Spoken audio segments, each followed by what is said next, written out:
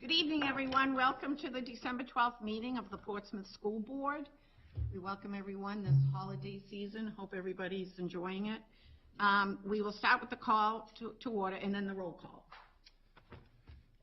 All right, Liz Barrett. Here. Dick Clues. Here. Lisa Rappaport. Here. Ann Walker. Here. Margaret Peabody. Here. Nancy Clayberg. Here. Hope Van Epps. Here. Brian French. Here. Carrie Nolte. Here. Teacher Rep Danielle Miles. And Student Rep Nick Dolan. Here. Okay, can we all stand for the Pledge of Allegiance? Oh, we have it down here. Thank you, Nathan. He's creative with our flag tonight. I pledge allegiance to the flag of the United States of America and to the republic for which it stands, one nation, under God, indivisible, with liberty and justice for all. Okay. I like how it's waving. Thank you, Nathan. Announcements and recognition. Zach, would you like to comment about our incident last Thursday? That's sure. Sort of an announcement to the public about. I guess it's also a recognition at the same time. So I think I would assume most people at this point have heard, saw what was on the news, saw the information that we put out around both our high school and then several other schools around the state, getting a hoax phone call about an ongoing active shooter situation. And so I first wanted to say that I think what's great, and we've talked about this before, is the nature of the relationship. First of all, the size and the quality of the police force that we have in the city is a real asset compared to a lot of places in New Hampshire and a lot of places in northern New England. So that's huge.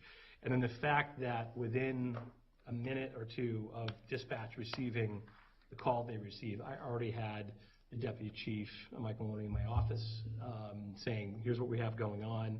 We already have someone rushing to the scene.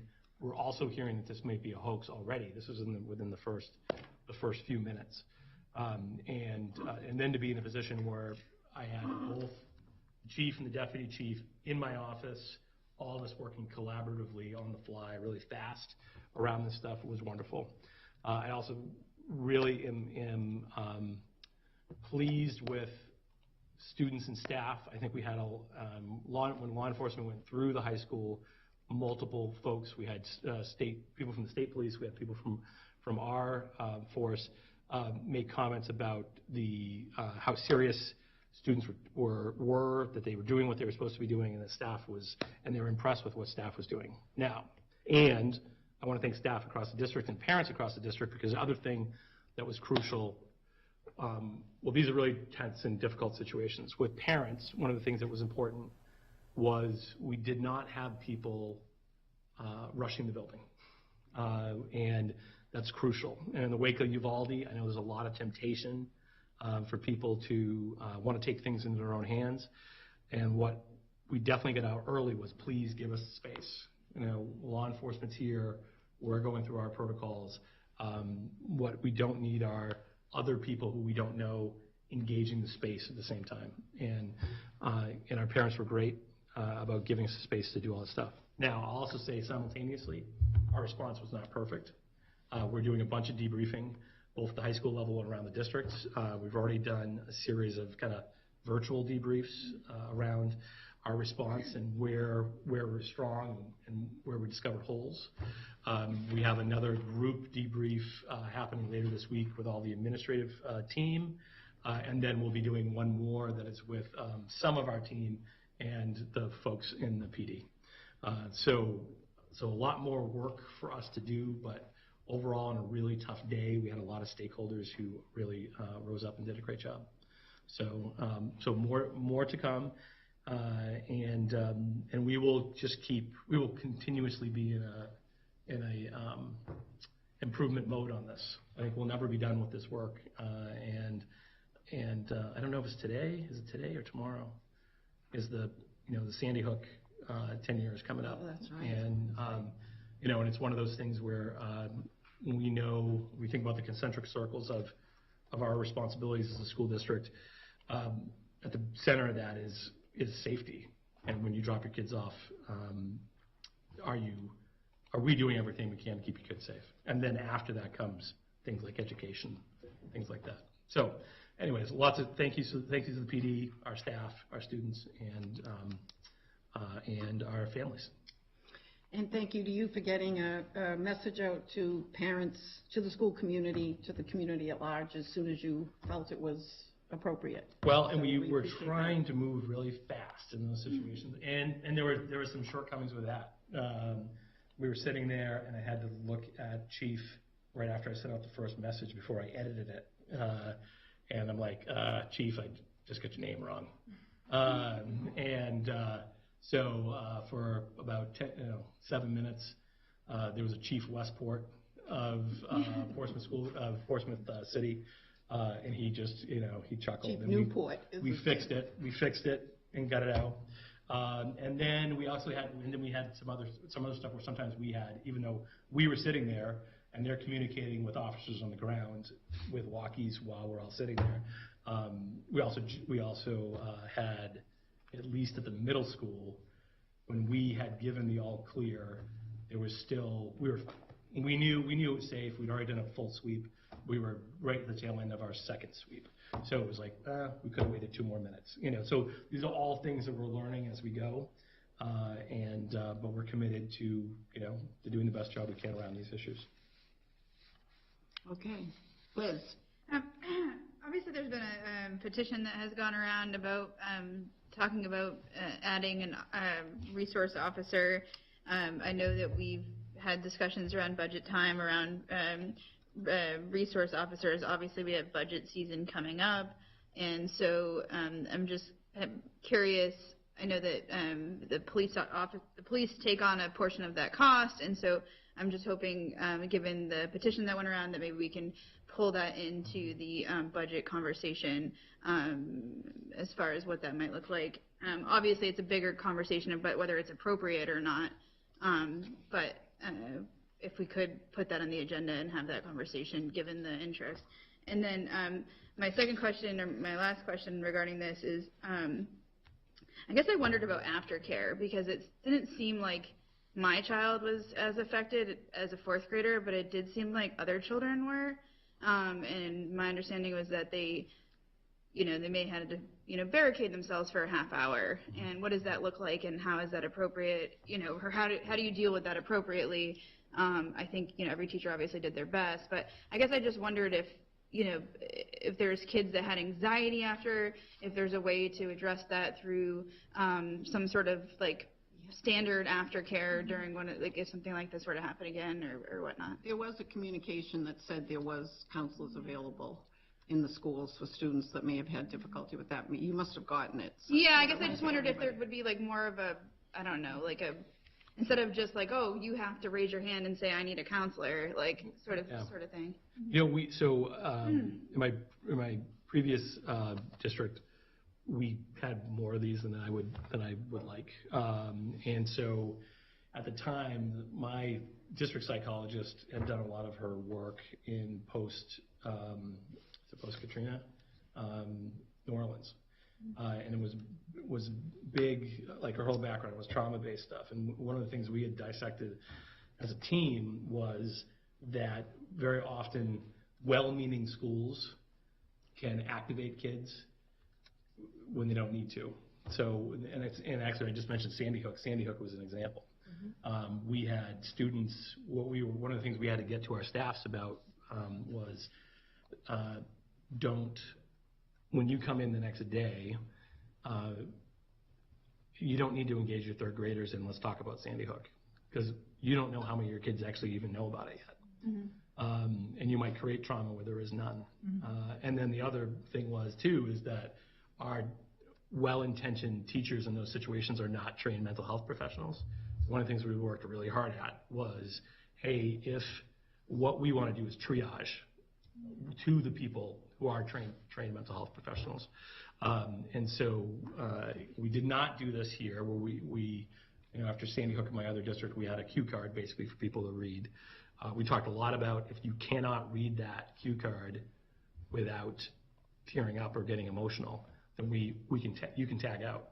and somebody else will do that for you because the kids need to see that you're okay. So I think in this we've talked about, but we have not instilled that culture as deeply, where it's like that's what we want to do. We want to have teachers be very thoughtful about identifying who are kids that might need additional help, and then getting them to the proper resources within the building that can provide that. So. Okay, Lisa, Hope, anybody else? So Lisa? I don't want to go down this whole, discussion tonight, but I would like to just suggest in the future that we also just think about, academically and in terms of extracurriculars, what do we want intentionally to have happen, after this kind of thing? Because it seemed to be a little bit all over the place across different schools and different classrooms. I don't know what the right answer is. But I think it would be nice to know, like, are we saying now you're going to go to your math test, or we're canceling all extracurriculars because we don't want you to be playing soccer after school? And there could be good reasons for whatever the approach is, but I think having some consistency might be good for kids. Okay, we'll add that. Who else? Hope?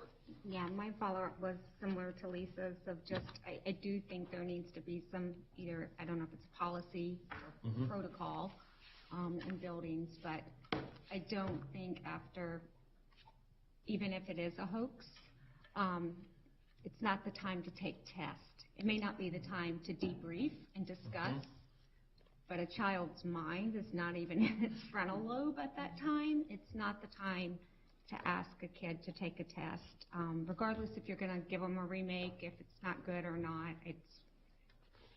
I definitely think we need to revisit that as a policy or protocol. Ann?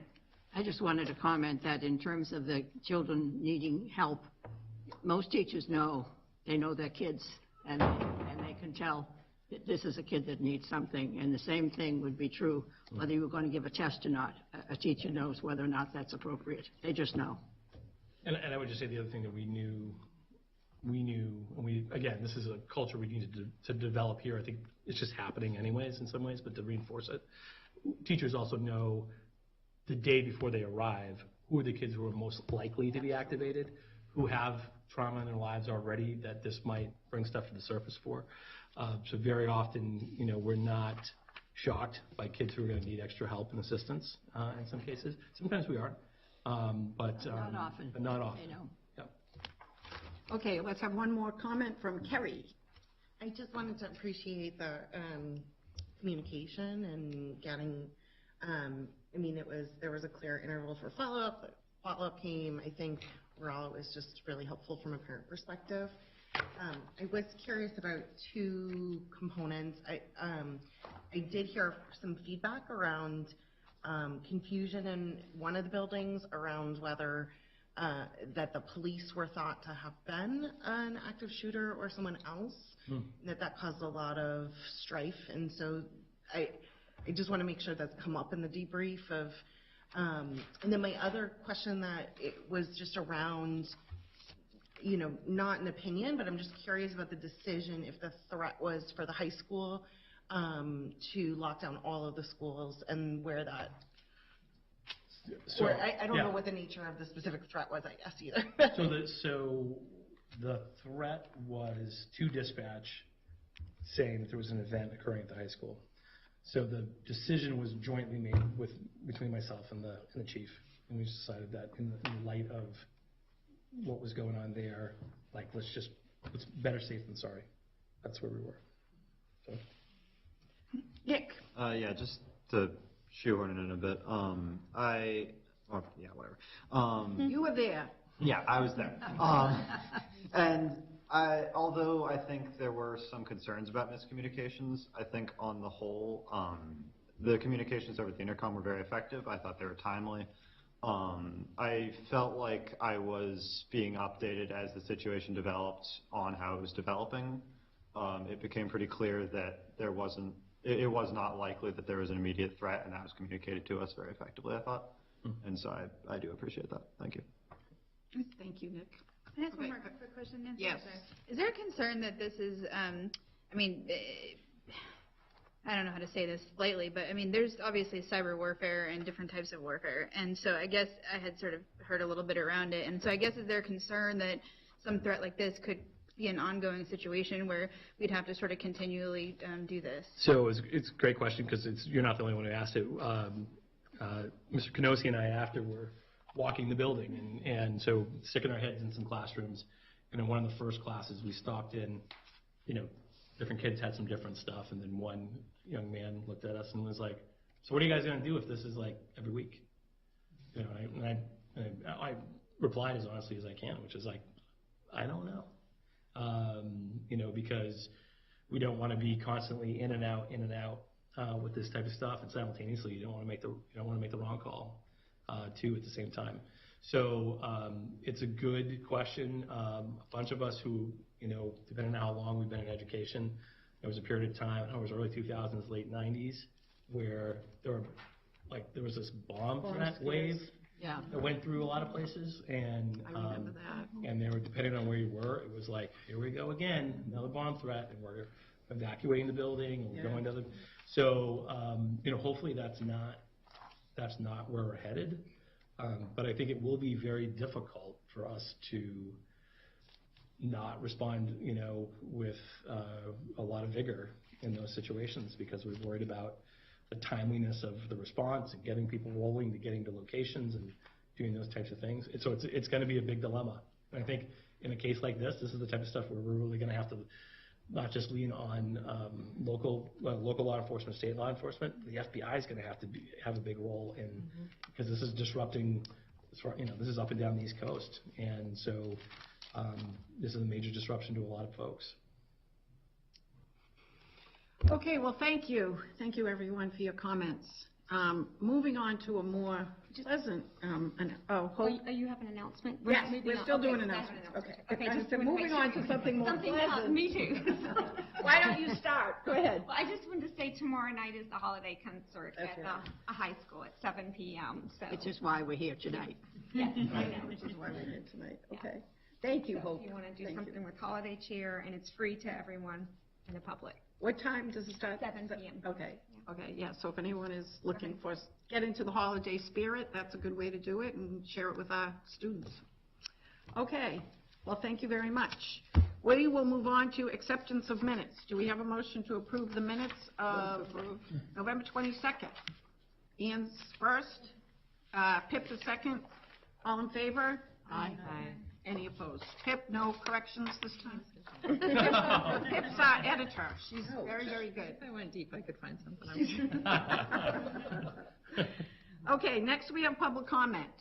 Do we need a motion to go into public comment? Yes, Okay, no. we need a motion to go into public comment. Kerry, who would like to second? Brian. Brian, Seconded. okay. All in favor? Aye. Any opposed? 3 minutes, state. them. Okay, yes. Every person will have 3 minutes. You have to state your name and address, and we appreciate you coming and giving us your public comment. And we also have Zoom, which we'll do the in-person first. Do we have anyone here for public comment? We do. Okay. I guess come up to the microphone. Go up to the microphone up there. The extra table up there is just that purpose. And please give us your name and address. Yeah, my name is Keith Wilkinson. 62 Winter Street, Portsmouth. I'm here sort of make you aware of my experience and generally to ask guidance on communication with parents. Tried a couple times to contact the high school. I have a student, two kids, a daughter and a son, freshman and junior at the high school. And I've tried to use email a couple times to contact the high school and haven't received a response. And a few friends of mine have done the same thing. So I think we could use some improvement there, even if it's just, it's almost like, you know, how they used to do job interviews and you used to get responses. And now we don't. We kind of get ghosted if you don't. It'd be nice to just get some kind of response, you know. Hey, I received the message. It's being considered. And honestly, that might be it. But something to that effect would, I think, be better for general collaboration with the community and just a more productive relationship. You know, kind kind of preaching to the choir, but as parents, we hear things. Our kids come home, they tell us things. So I think we can provide some useful insight, and even if it's just encouraging that, I think would be helpful. It doesn't bode well when you don't get a response at all. So if there's any sort of guidance to give me, even later, I'd appreciate it. If there's a different way I should go about it, if email's not the best, or if I should be going to the superintendent directly instead of going to the principals, or if I should be going to guidance, I don't really know, to be honest. So some kind of guidance to the parents would be helpful, I think, in that regard. And that's it. Thank you. Thank you. Thank you, Keith. Thank you.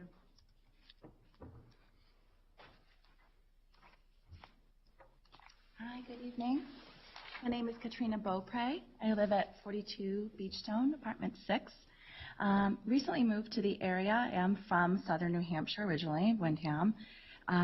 We're military, so we're new to the area, and I have some serious concerns on, as we look at real estate here and we're looking at the different SAU communities, how SAU 50, with a smaller budget, nowhere near the $55 million budget of Portsmouth, has the Barracuda locks that on the doors.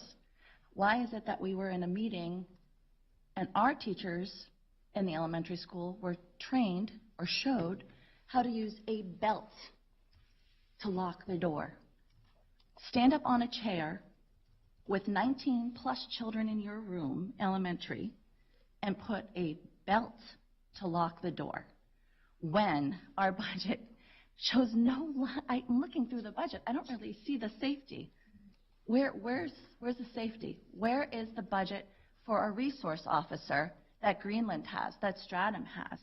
These smaller school districts have this, and they made it happen.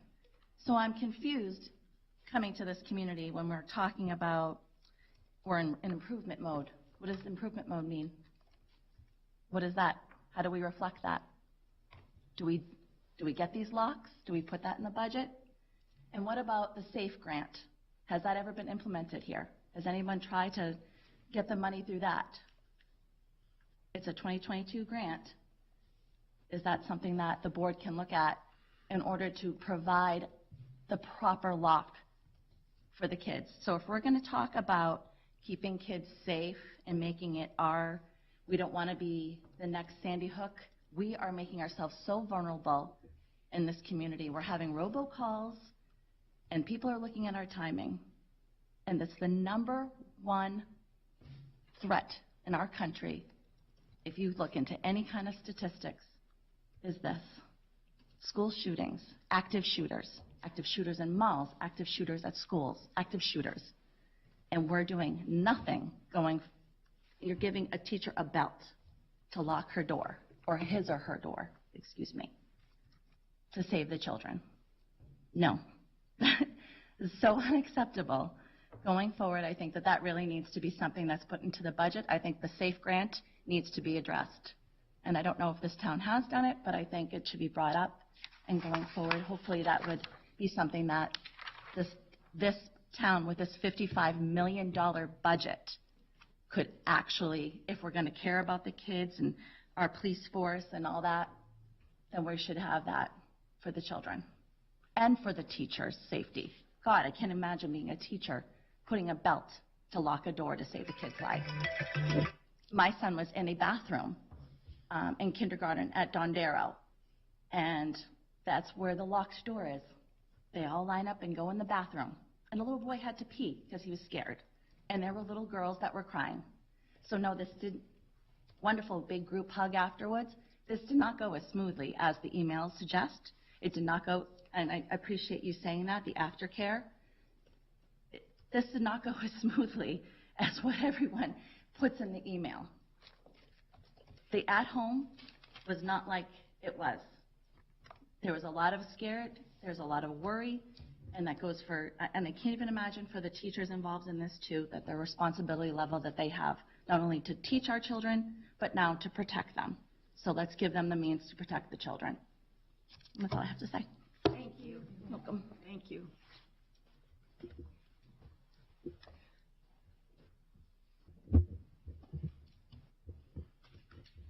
So I'm going to piggyback on what Katrina said.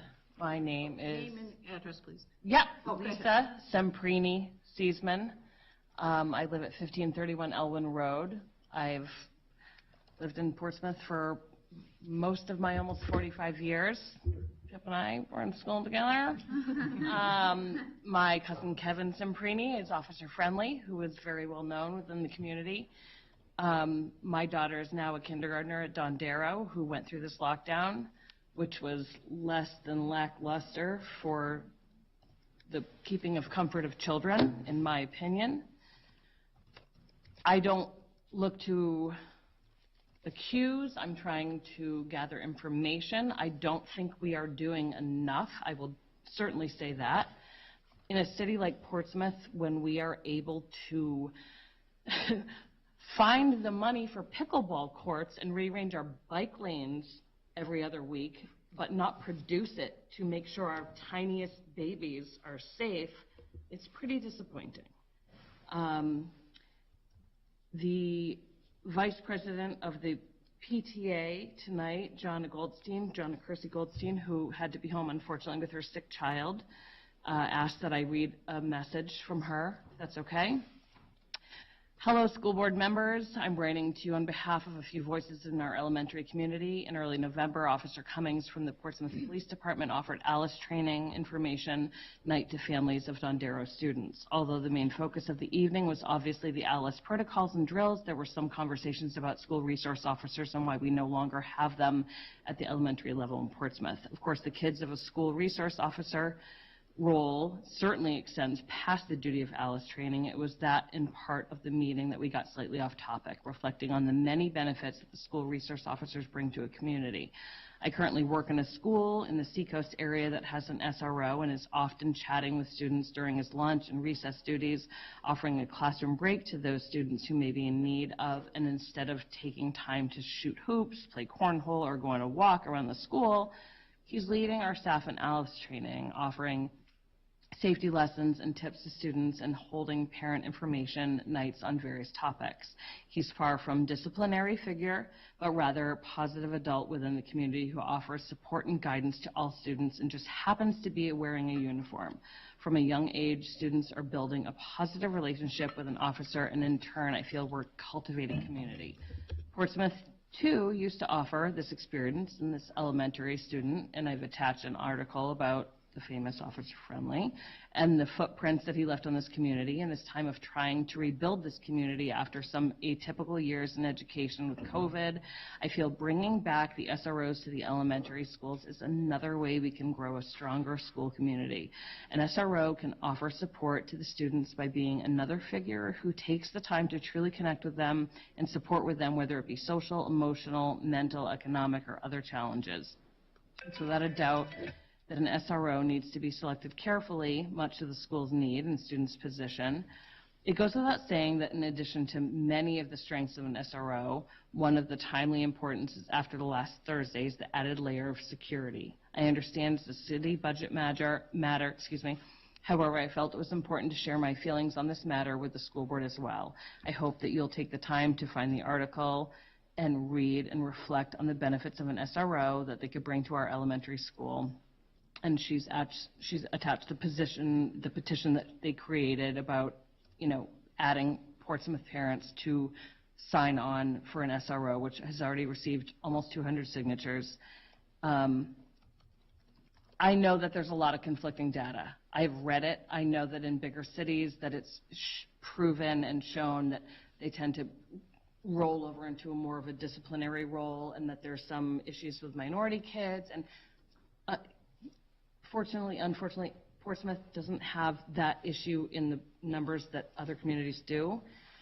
I want to know all the data before we choose what's correct, but with these little kids in these little schools, I don't think we are looking at the disciplinary issues that high schools are.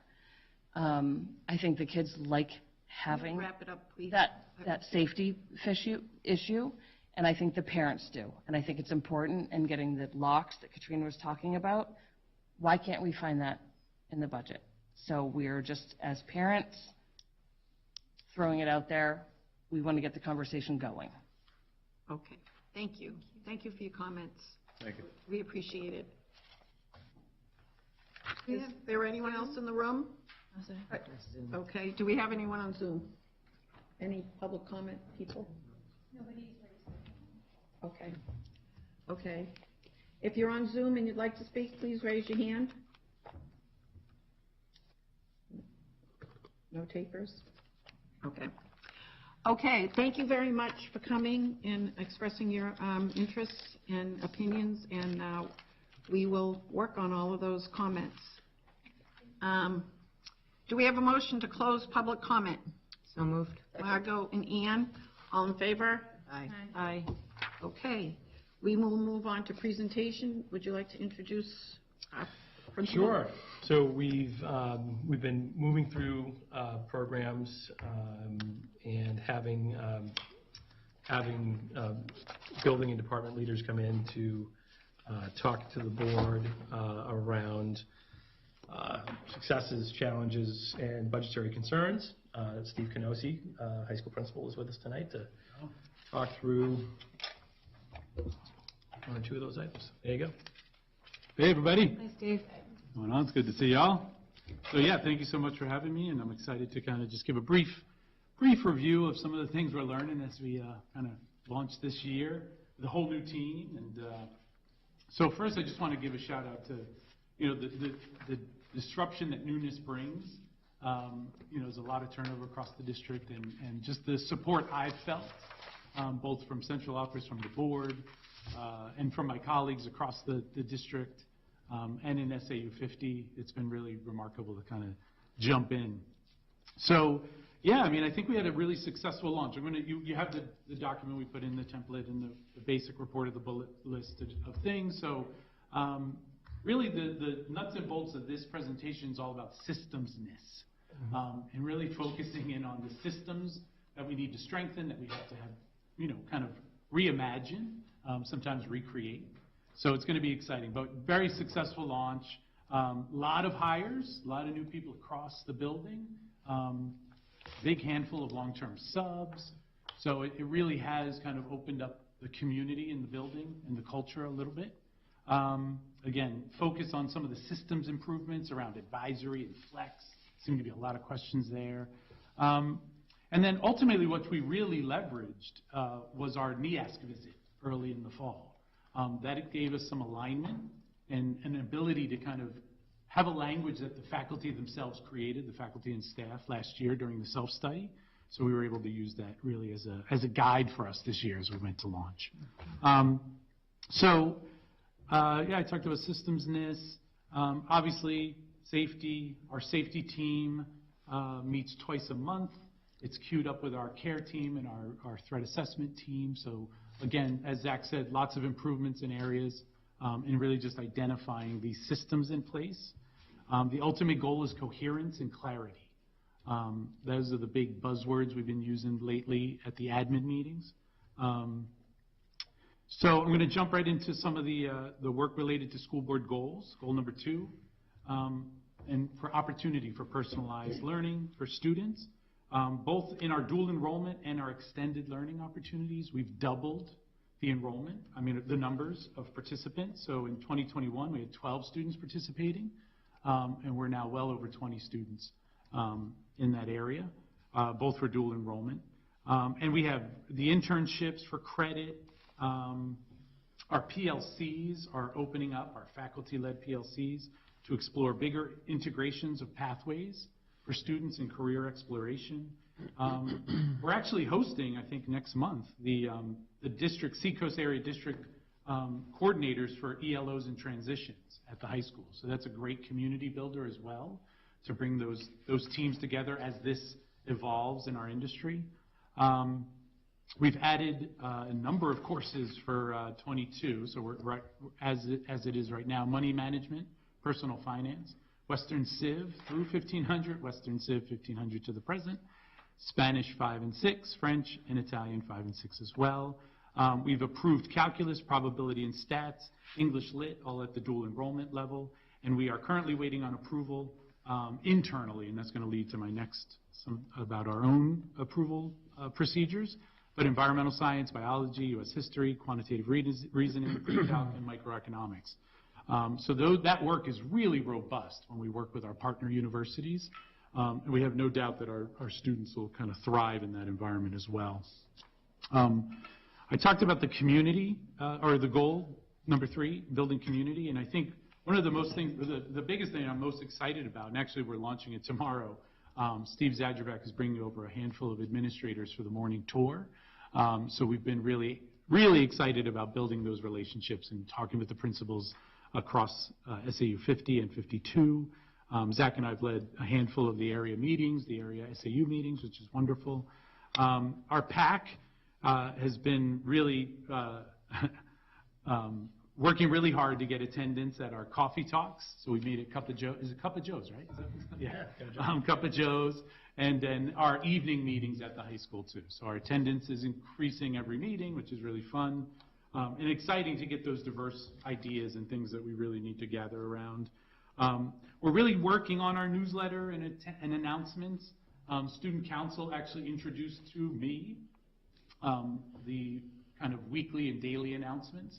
So we've been trying to consolidate that to publish out to the public on Fridays, and then my Monday newsletter goes out. Another thing that's really interesting around the community is we've actually created a series of career pathway talks. So these happen in Flex Block, and they're basically exploration. So we've had aviation, behavioral sciences. Today we had a business and finance. A panel of professionals come. Next week we're doing bioscience. And a panel of professionals in that industry come, and our kids are registering during our Flex Block to connect and learn and, kind of see where it's at.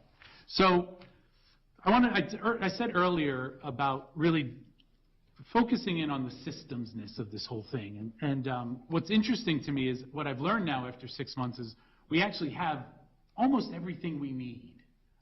We have incredible faculty, incredible community, incredible students, incredible resources and facilities. So our job now is really to kind of start moving all of that into a coherence plan and a clear plan. And so a few of the things that we've really started systematizing is one is actually a pretty big lift, is our program of studies and master scheduling work.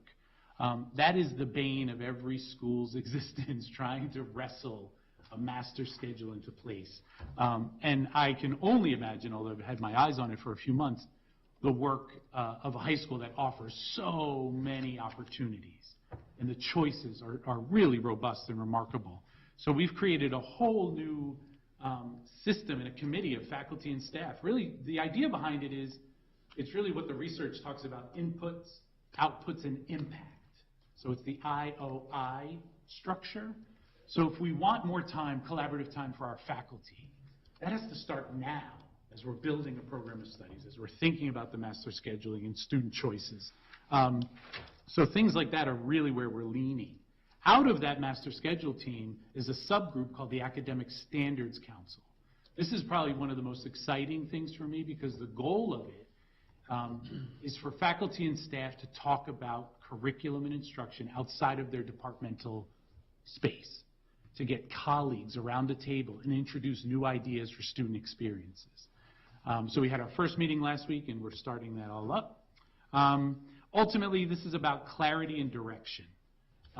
Over the last few years that I've been able to, kind of research and understand at Portsmouth High, there have been incredible, really meaningful curricular programmatic initiatives. It's our job now to bring them all together and how they're going to work for our kids and our faculty, again, toward this goal of clarity and coherence. So that's kind of the quick review of our first few months launch. I know we have some questions and dialogue. Are you enjoying your job? I have never been happier. It is what's remarkable about it. And I've said this if you've heard me talk to the kids or the parents or anything, I'm an instructional leader. So my career has really been with kids. So maintaining that is not a challenge at Portsmouth because the kids are flexing with me every day. They have my ear any minute of the day.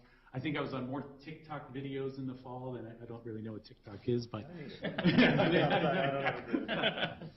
no, it's just really remarkable. So that part's amazing. But the depth of learning, I've been in schools for 25 plus years, district building and teaching, and it is an endless competency. And that's what I felt about teaching as well, but being the principal of Portsmouth High is truly remarkable.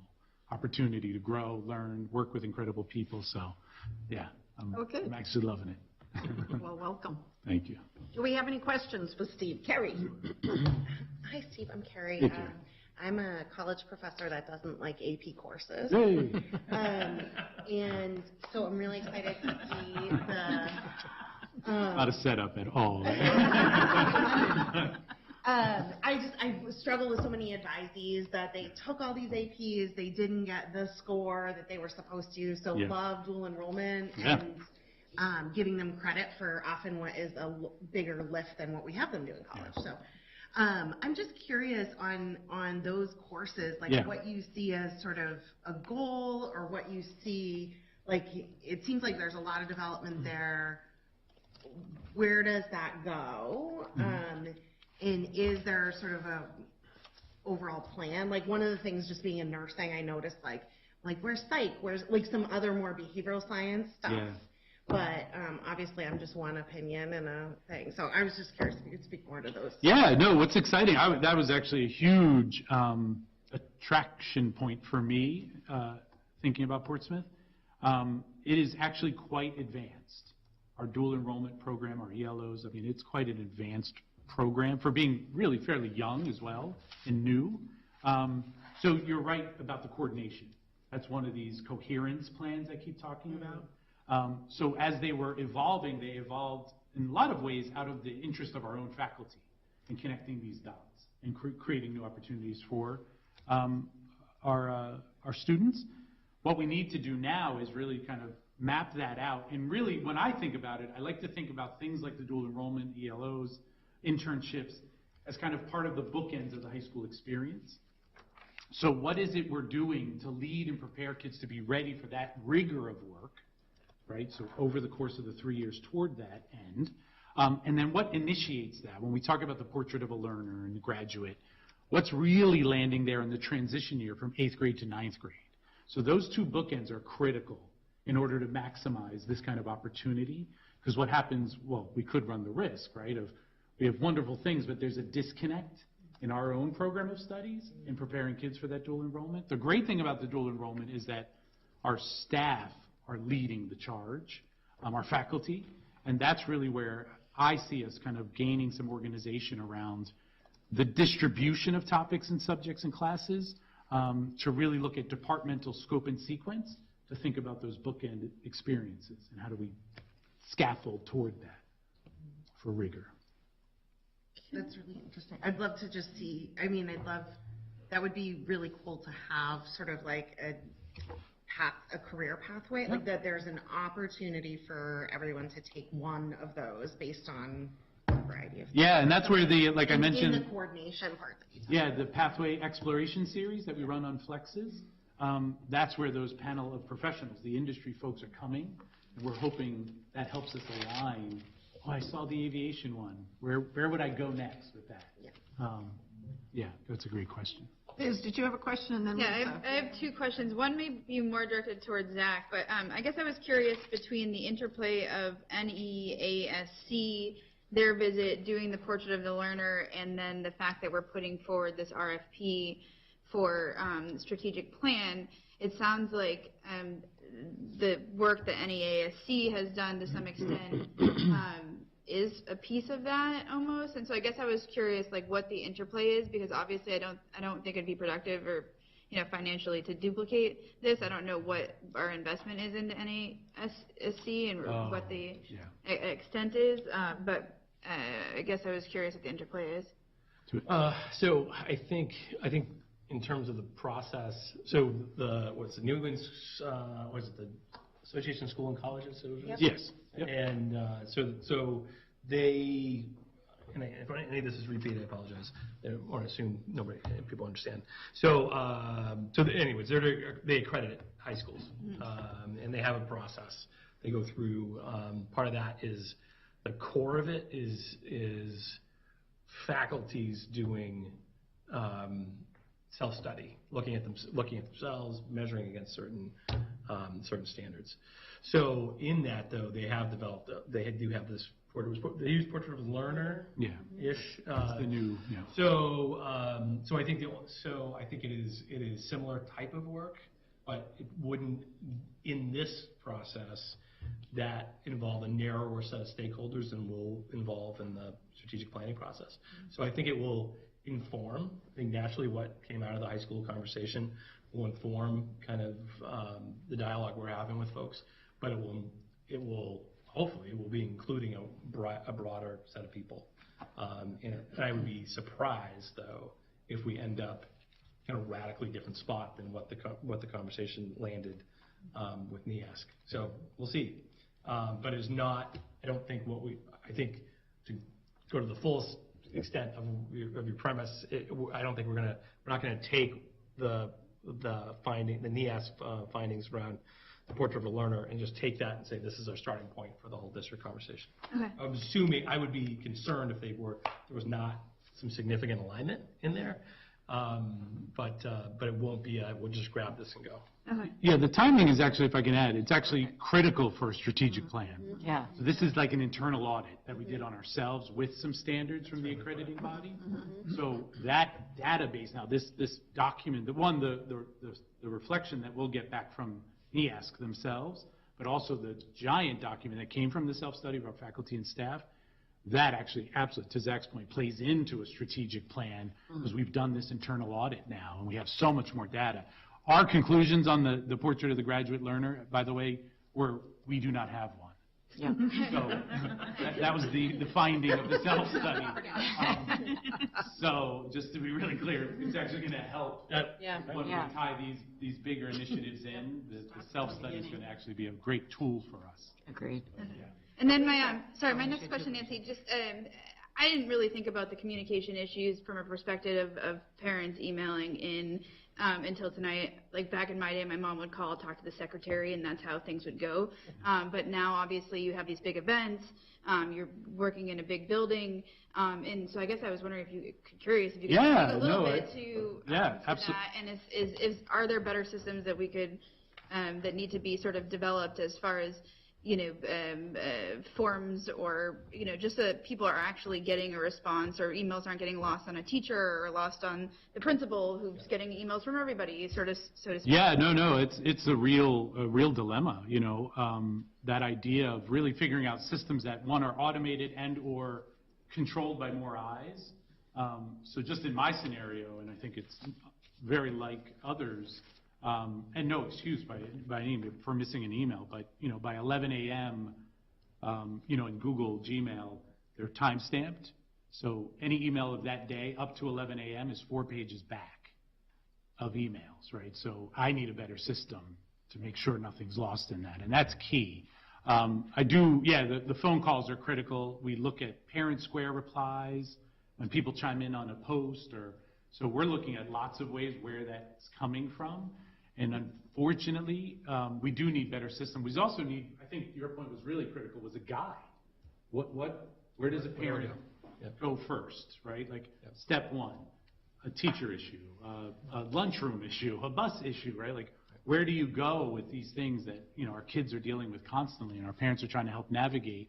So having a real communication guide is an absolute, I don't want to say it's an easy fix, but it's a great start. We can move on that really quickly. And it's challenging. I would say it's challenging because it's as Mr. Wilkinson was talking about his experience. I was waiting for it, and I emailed the superintendent. I haven't heard from him either. I was anticipating because I know, so I know as I rolled into the office on Monday, I set up one of the systems I use I intensely use all the filters in Gmail to send things off to different places, and I've got core stuff that I'm going to look at.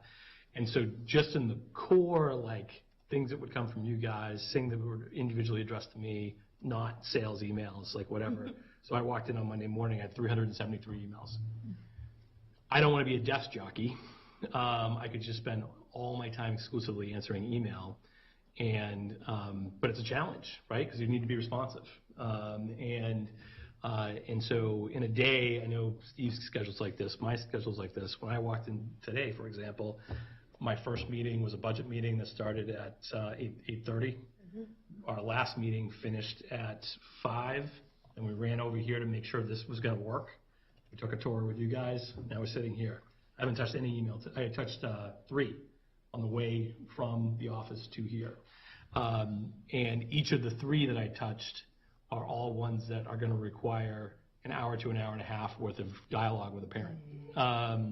So it's that mix of the need to be responsive to our constituency and to the people the parents that and students and you and concerned community members, while simultaneously, if you're being able to respond to that stuff, sleep and eat and do other aspects of your job are extremely challenging, especially on the tail end of this event. But and you know, like I know, in that 373 emails, there are multiple people who are angry I haven't responded and said, hey, I got your email. And I will just, I'm going to work to get to those things and dig my way out. I think, in fact, I sent something to principals today and said, this is the situation, and I will get to even them in the internal queue. I will get to you as soon as I possibly can, but this is where I'm at right now, and I'll get to you soon. So it is, even with systems, it is hard to keep up with that type of volume. Yeah, just as a suggestion, just in terms of the high school, really, call. I mean, we have a great staff, whole team, so that's really the best. And one of those things of managing time for us is really that those partners we have in our clerical teams and executive assistants is really about, they know the calendar, right? We're going to find that half hour, and that's secured. And once it's on the calendar, that's really the gold zone for connecting. But yes, thank you for that, because it really is critical. And then I also know how frustrating it can be to be on the waiting end of that stuff. So, Lisa, did you have a question, or did you already ask it? No, Lisa. I did have a question. I have 2, and one is I just wanted to follow up on what Carrie said. And I think at a future date, it would be really helpful to know sort of what the approach is to dual enrollment, how you're promoting it, how you're making kids aware of these options, and how you're making parents aware, because if you're not knowing about it until junior or senior year of high school, you haven't really had the opportunity to set in that scaffolding and building blocks to be prepared for that rigor of work, to take whatever the prerequisites are. So I love that it's happening, but I'm also a little nervous that I don't really know how it's happening or how I would know about it. And it may be that I missed an email too. My inbox is about 200,000. Yeah. So, I don't necessarily put that on you, but I think it would be helpful to know. So I just wanted to put that out. Yeah, no, I really want to address that, because I think that was the intention and is the intention of our Program of Studies Master Schedule team, because you have to think of the Program of Studies as the one product we put to the community. This is our catalog of services. This is a critical document. And right now, it's a scrolly PDF that's flat and listing and numbers and things, and it's standard and gets the job done. But it's not communicating our full scope and sequence of services and supports. So we're looking at a whole radical different approach to preparing that information, so that when you turn that page in the program of studies digitally, the idea is really seeing that the pathways emerge for students and families to make decisions. No, and I guess that brings me to my other question, which is around the high school handbook. And I know that's a little bit of a hot potato right now, but I feel like big picture, I mean, if we're in the business of educating kids on what we expect from them, I'm just curious, when are we going to have something that's readable by somebody who has a 9th grade education? Like, I don't understand it. And it's written in all of the legalese of our policies, which I know are thorny and complicated and dense. But I'd love to know how we can communicate what are our rules, what are expectations, or where to go with a question about attendance or athletics or whatever. Like, it just feels like a missed opportunity to give people the cliff notes to high school and what to expect. Yeah. So not to put you on the spot there, but I'm just No. curious. I mean, it's actually, the handbook comes up. It's one of the first things I turn to in August. And I called them touchstones. I asked the faculty and staff, show me our touchstones. What do we reference when we make decisions? What do we reference when we have challenges? And it was clear to me the outdated, because on page 13, please leave your beepers at home. We're gonna go after that stuff, because if you brought a beeper to school, you don't actually want to see it. Actually, if you have a beeper, Bring it. I will take the heat for going against the handbook. But the other thing I want to talk about too, it is part of this bigger communication issue, and we actually went to student council with the idea of a student council handbook subcommittee, and that's an exciting thing to kind of, it's going to start eventually, but yeah, the faculty are on it, and we're actually just divvying up sections to say we need one of the inspirations I got was actually from Phil Davis at the middle school, his parent handbook, which really opens up some very specific things. We don't have one at the high school, and I thought, well, there's something we can make this year, a parent handbook, and I just really want to think about that. I'm excited about our partnership with SAU 50 too, because of that communication thread. I'd like to piggyback on it. We don't need to reinvent the wheel. There's great systems in play across the district that the high school can absolutely leverage and build from. So yeah. So by August, so we'll get one for next year that makes sense? That's the goal. Yeah, actually, yeah, that is the goal. I hope so. That's awesome. Because when you have to cut out beepers and pagers, it's actually And the grading system for the classes we don't. Oh, well, now you're asking for some. Just for the handbook to match. Yeah. So, I was wondering, so I know we've had a kind of a move away from AP, and I know we're sort of starting to see momentum go against honors class in some areas. I know we're creating a lot of new opportunities in doing this. I'm in the Western Civ class. Just about everyone I've talked to about it loves it. And I think that is directly because of the dual enrollment. But I'm also seeing a few areas where it's not necessarily as successful. I know in the English department, reviews about the optional honors system have been pretty mixed. Yes. The contract.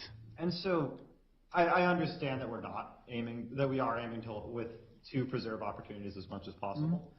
But I've had a lot of people talk to me about the fact that they're nervous about this, and I don't really have an answer for them. So I guess what I'm asking you is, what measures are being taken to ensure that we don't lose any opportunities or close any doors as we make this transition? I think what we need to do, the ideas that are in play need structure, support, techniques, tools, skills, and that's where we may not have done our best, is really making sure that an honors contract came with instructional, pedagogical supports. It can't just be a piece of paper that says, oh, now it's honors, if we don't have these other systems in place.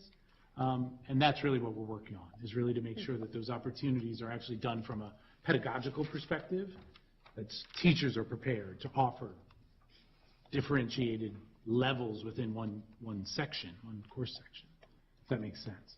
It does, yeah. Yeah. I think Margot had a question. Yeah.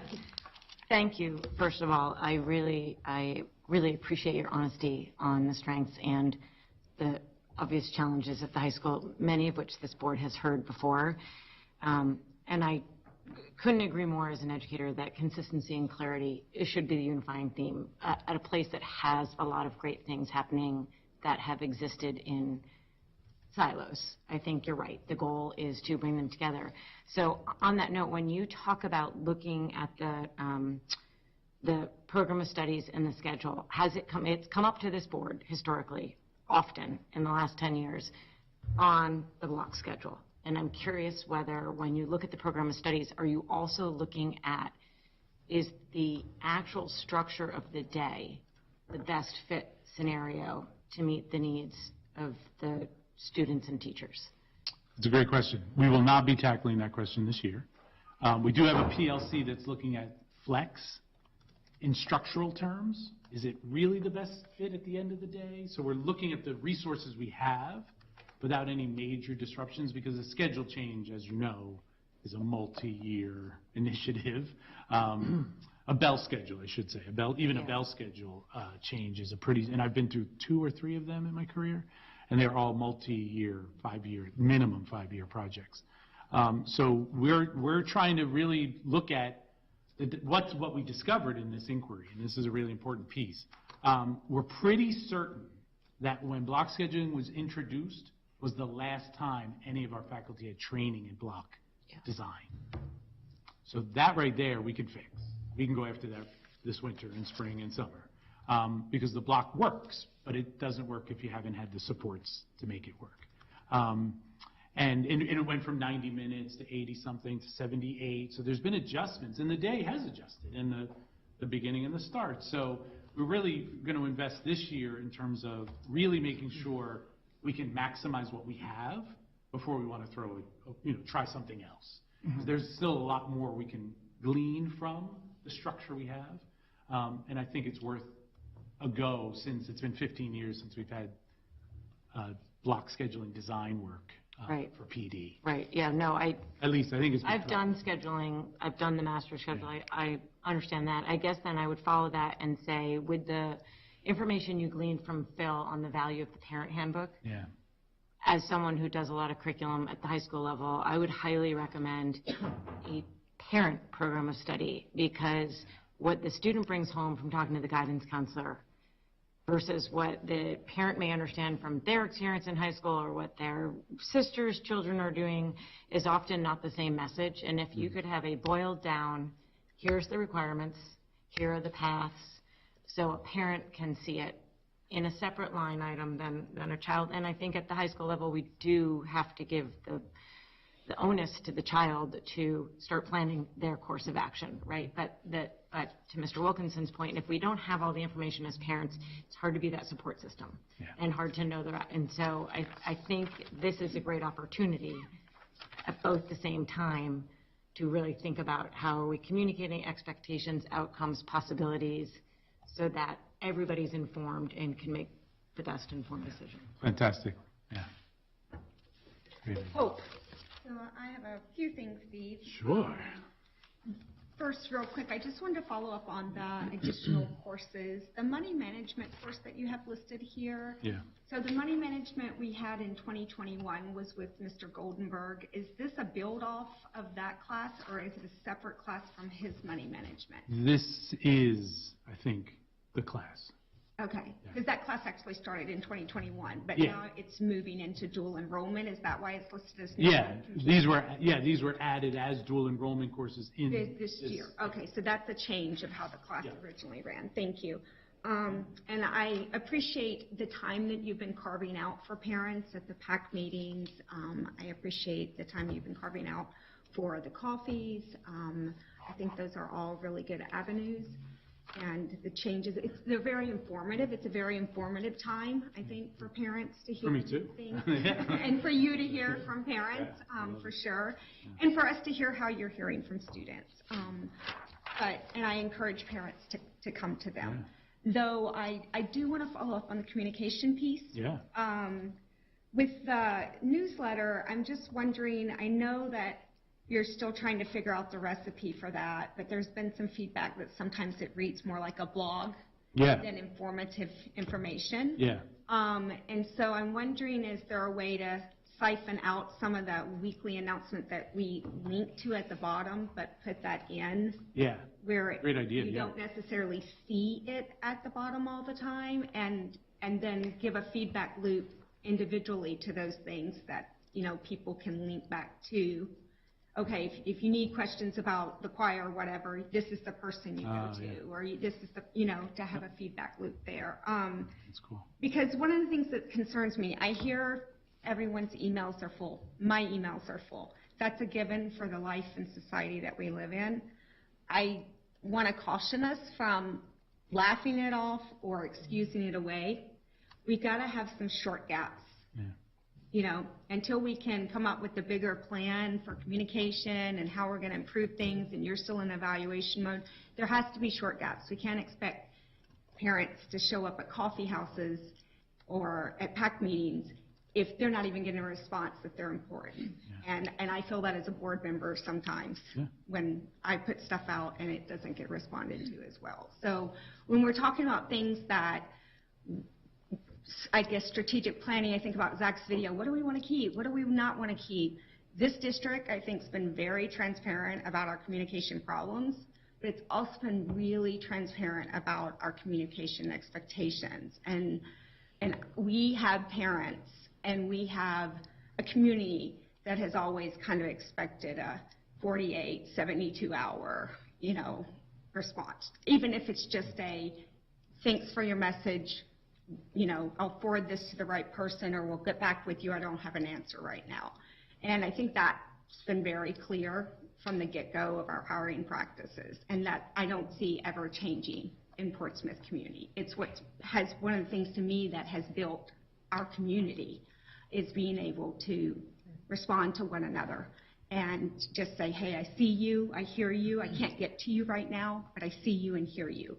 And we've done things on the board to try to, I think, improve that. So I'm sorry to say all that, but to just wonder, with your 400 emails, what are you guys doing for maybe looking at some short gaps of, like, if it's your assistant that those emails go into a folder of looking at, or if it's that's actually, redirecting, or if it's literally like, improving partnerships with department heads, or I don't know, but no, it absolutely is having some more eyes on the machine, right? So Deb McCann, my partner in that, getting her access to those emails too, in the executive board kind of thing. That's critical, because that's it, by yourself. And like I said earlier, I think you're right to expect that response, and I'm going to put a phone call in the mix. The dependency on email is already something that we might be beyond. I don't know, right? I would agree with As a tool, right? Yes. That's why these other tools are in place, but a good old telephone call and connecting with humans is still a great thing. So I'm going to put that out there too. Like, that actually would speed all of this up, because we have better systems with humans, other humans on. Yes. Our main office is 7 strong. You call the main office, and I will say your admin is phenomenal. yes, she is amazing, responsive. and we are another new member of the team. So and learning together and creating systems together. So it's been amazing. But I agree 100%. Even these feedback loops are great ideas. And let's pick up the phone and call, and you will. And then I just had one more thing. I'm wondering about talking about our our portrait that we don't have. Yeah. We've talked a lot on this board about K through 12. Where are we taking our kids, right? So I'm curious, are you looking at ways to partner more with the middle school?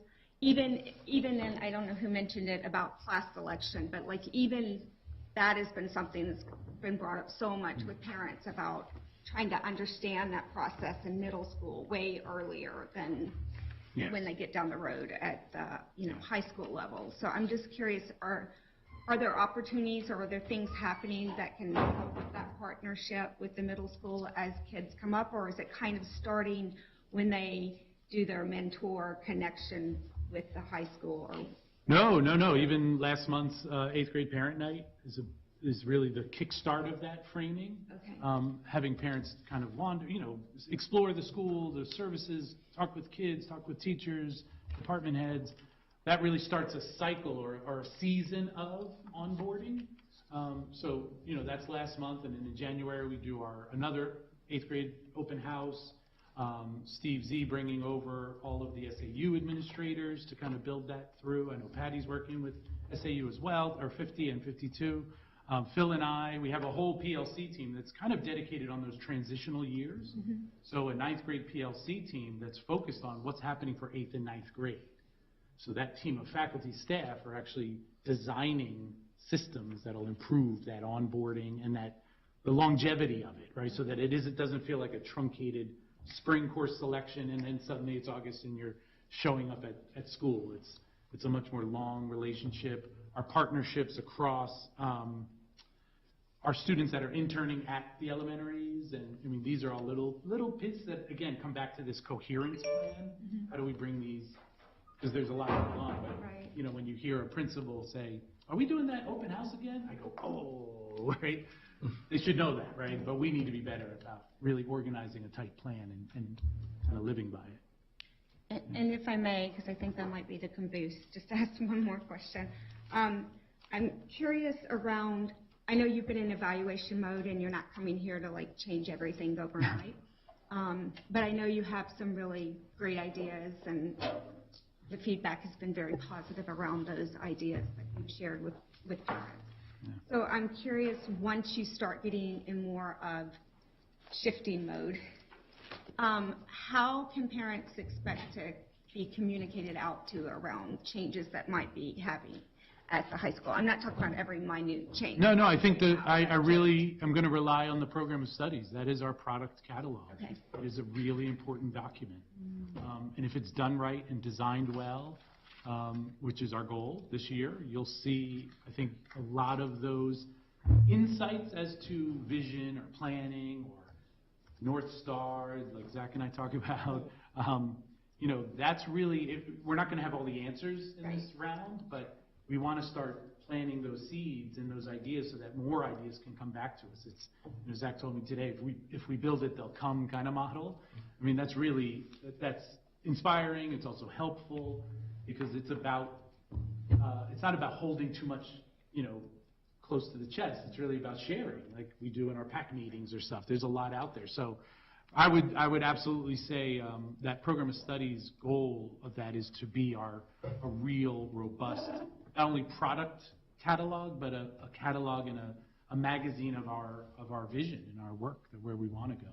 So when that's pushed out, it'll have a feedback loop if people have. Yeah, actually one of the cool things about going to this digital magazine model is the analytics.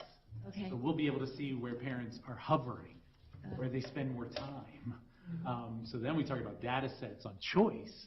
And as parents and families, and we go, nobody even looked at that page for more than a second. What's going on, right? So that's the level of data that the digital tools will give us to really start reimagining our services as well.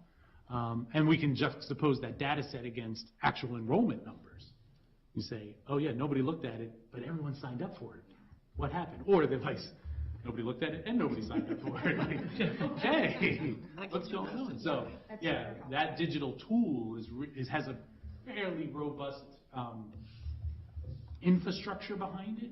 And if we get it right, we won't get it all right this first round, but we're going for it because I think it's too important to set that tone right off the bat. One, in terms of data driving our decisions, because often a lot of these decisions around programs of studies are driven by the feet of the students, where they're voting. They're voting with their feet. Brilliant data set, by the way, but there's more to it. And it leaves the parent out. And this magazine, you'll probably see, has a lot more audience in its design for guardians and parents. Super helpful. Yeah. Thank you. No, great questions. Thank you. Lisa, did you have another question? I think we forgot one thing. I thought somebody else would ask this, but we do have budgeting coming up. Yeah. What do you need from us? What's your, you know, for all these big things that you want to do? You're going to have so much fun with the budget conversation. You know, in like 3 minutes. No, it's... An email manager? Yeah. Right. No, actually. What did you say, an email manager? Email manager.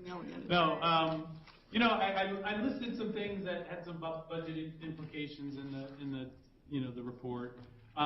You know, a lot of the stuff, there's, again, systems work, and that we're all working on. This year, you know, we have a lot. We really have a lot. And I'm much more interested in designing with the resources at hand right off the bat. I think we have more to learn from that model than bringing stuff in too quickly and then not really even seeing where our roots are and how strong they are. So the little things are here, this little idea of design engineering. It's a big one for me. I spent most of my career in that world. we were just talking about it outside, it's year only going to be 2023, and we need a robust design engineering program at Portsmouth High School. And it's design engineering is specific to tie in a lot of other things, and that's the beauty of the work. So our global citizen scholar work, we're there. We have the parts and pieces for most of this stuff. Again, coherence and clarity, and bringing people together around some good work. So I have a question. Paraprofessionals and substitutes. yeah, you're telling me you have 30. You just hired 67. This is a national industry issue. I don't even know. I think we have to reimagine the experience. Ultimately, I don't know if the future of education is going to be or could be dependent on one adult and 20 kids in a classroom. We're going to have to get way more creative about these staffing shortages. I don't know if we'll ever overcome them. I would love it. These roles are critical, and they play such a valuable partnership for our teachers and our kids. The role, even our regular subs and our paras, is beautiful. They are part of the teaching staff. It's really an amazing opportunity, but it's not an option for a lot of people anymore. It's just a different industry. And so I think Portsmouth is doing everything it can. We had the same issues in Andover, and I think Portsmouth pays better, for paras and subs and other districts. So it's not a money issue then, right? So where are we at? And so, no, I think we have to get really creative with, again, that's why I keep going back to that. The more time we spend with the resources we have and really understanding will enable us to really kind of be selective and very intentional about the budget choices and the staffing choices we make.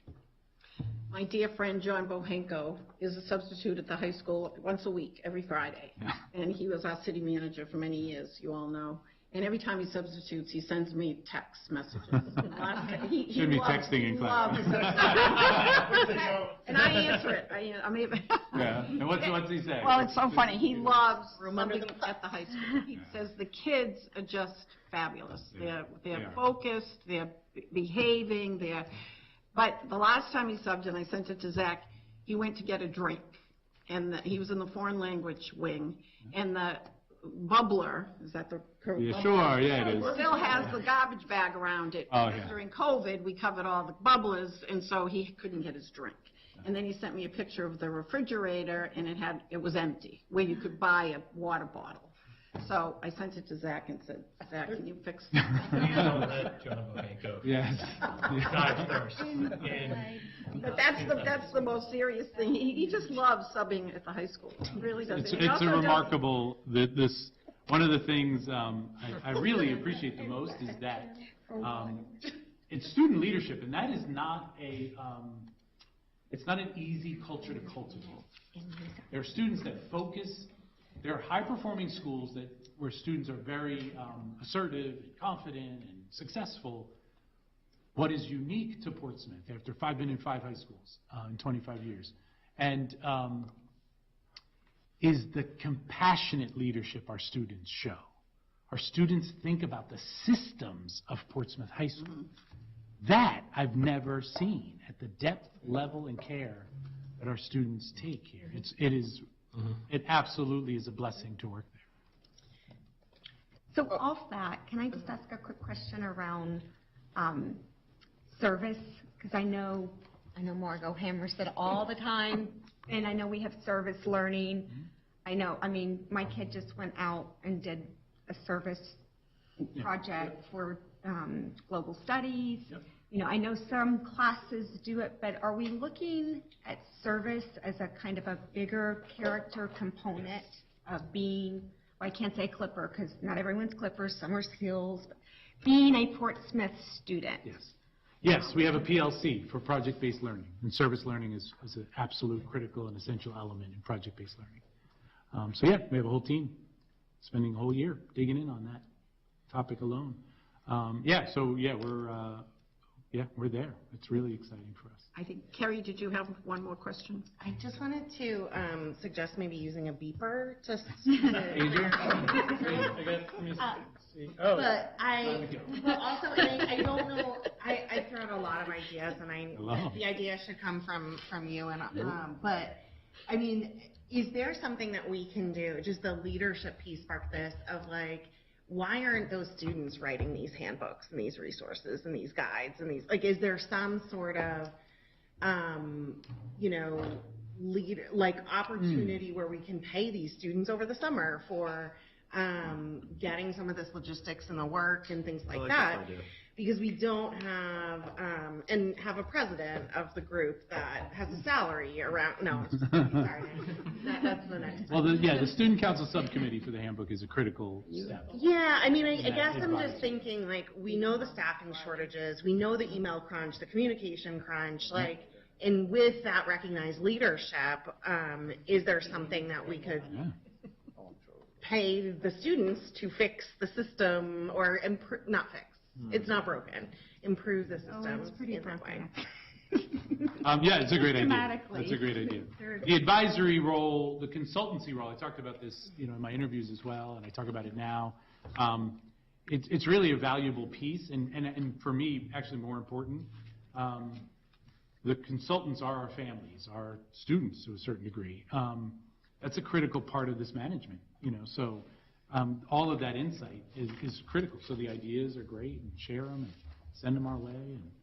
And I think that's a great idea. So. Steve, thank you. All right, thank you all. Thank you. Keep up the good work. Good luck. Good talking to you. Zach, can you get him a new vest? Can you get him a new Can you get him a logo vest? Yeah, Oh. you need to update. I got so much swag from college, and I apologize for not wearing it. No, it's okay. I actually do You have can work represent. flipper.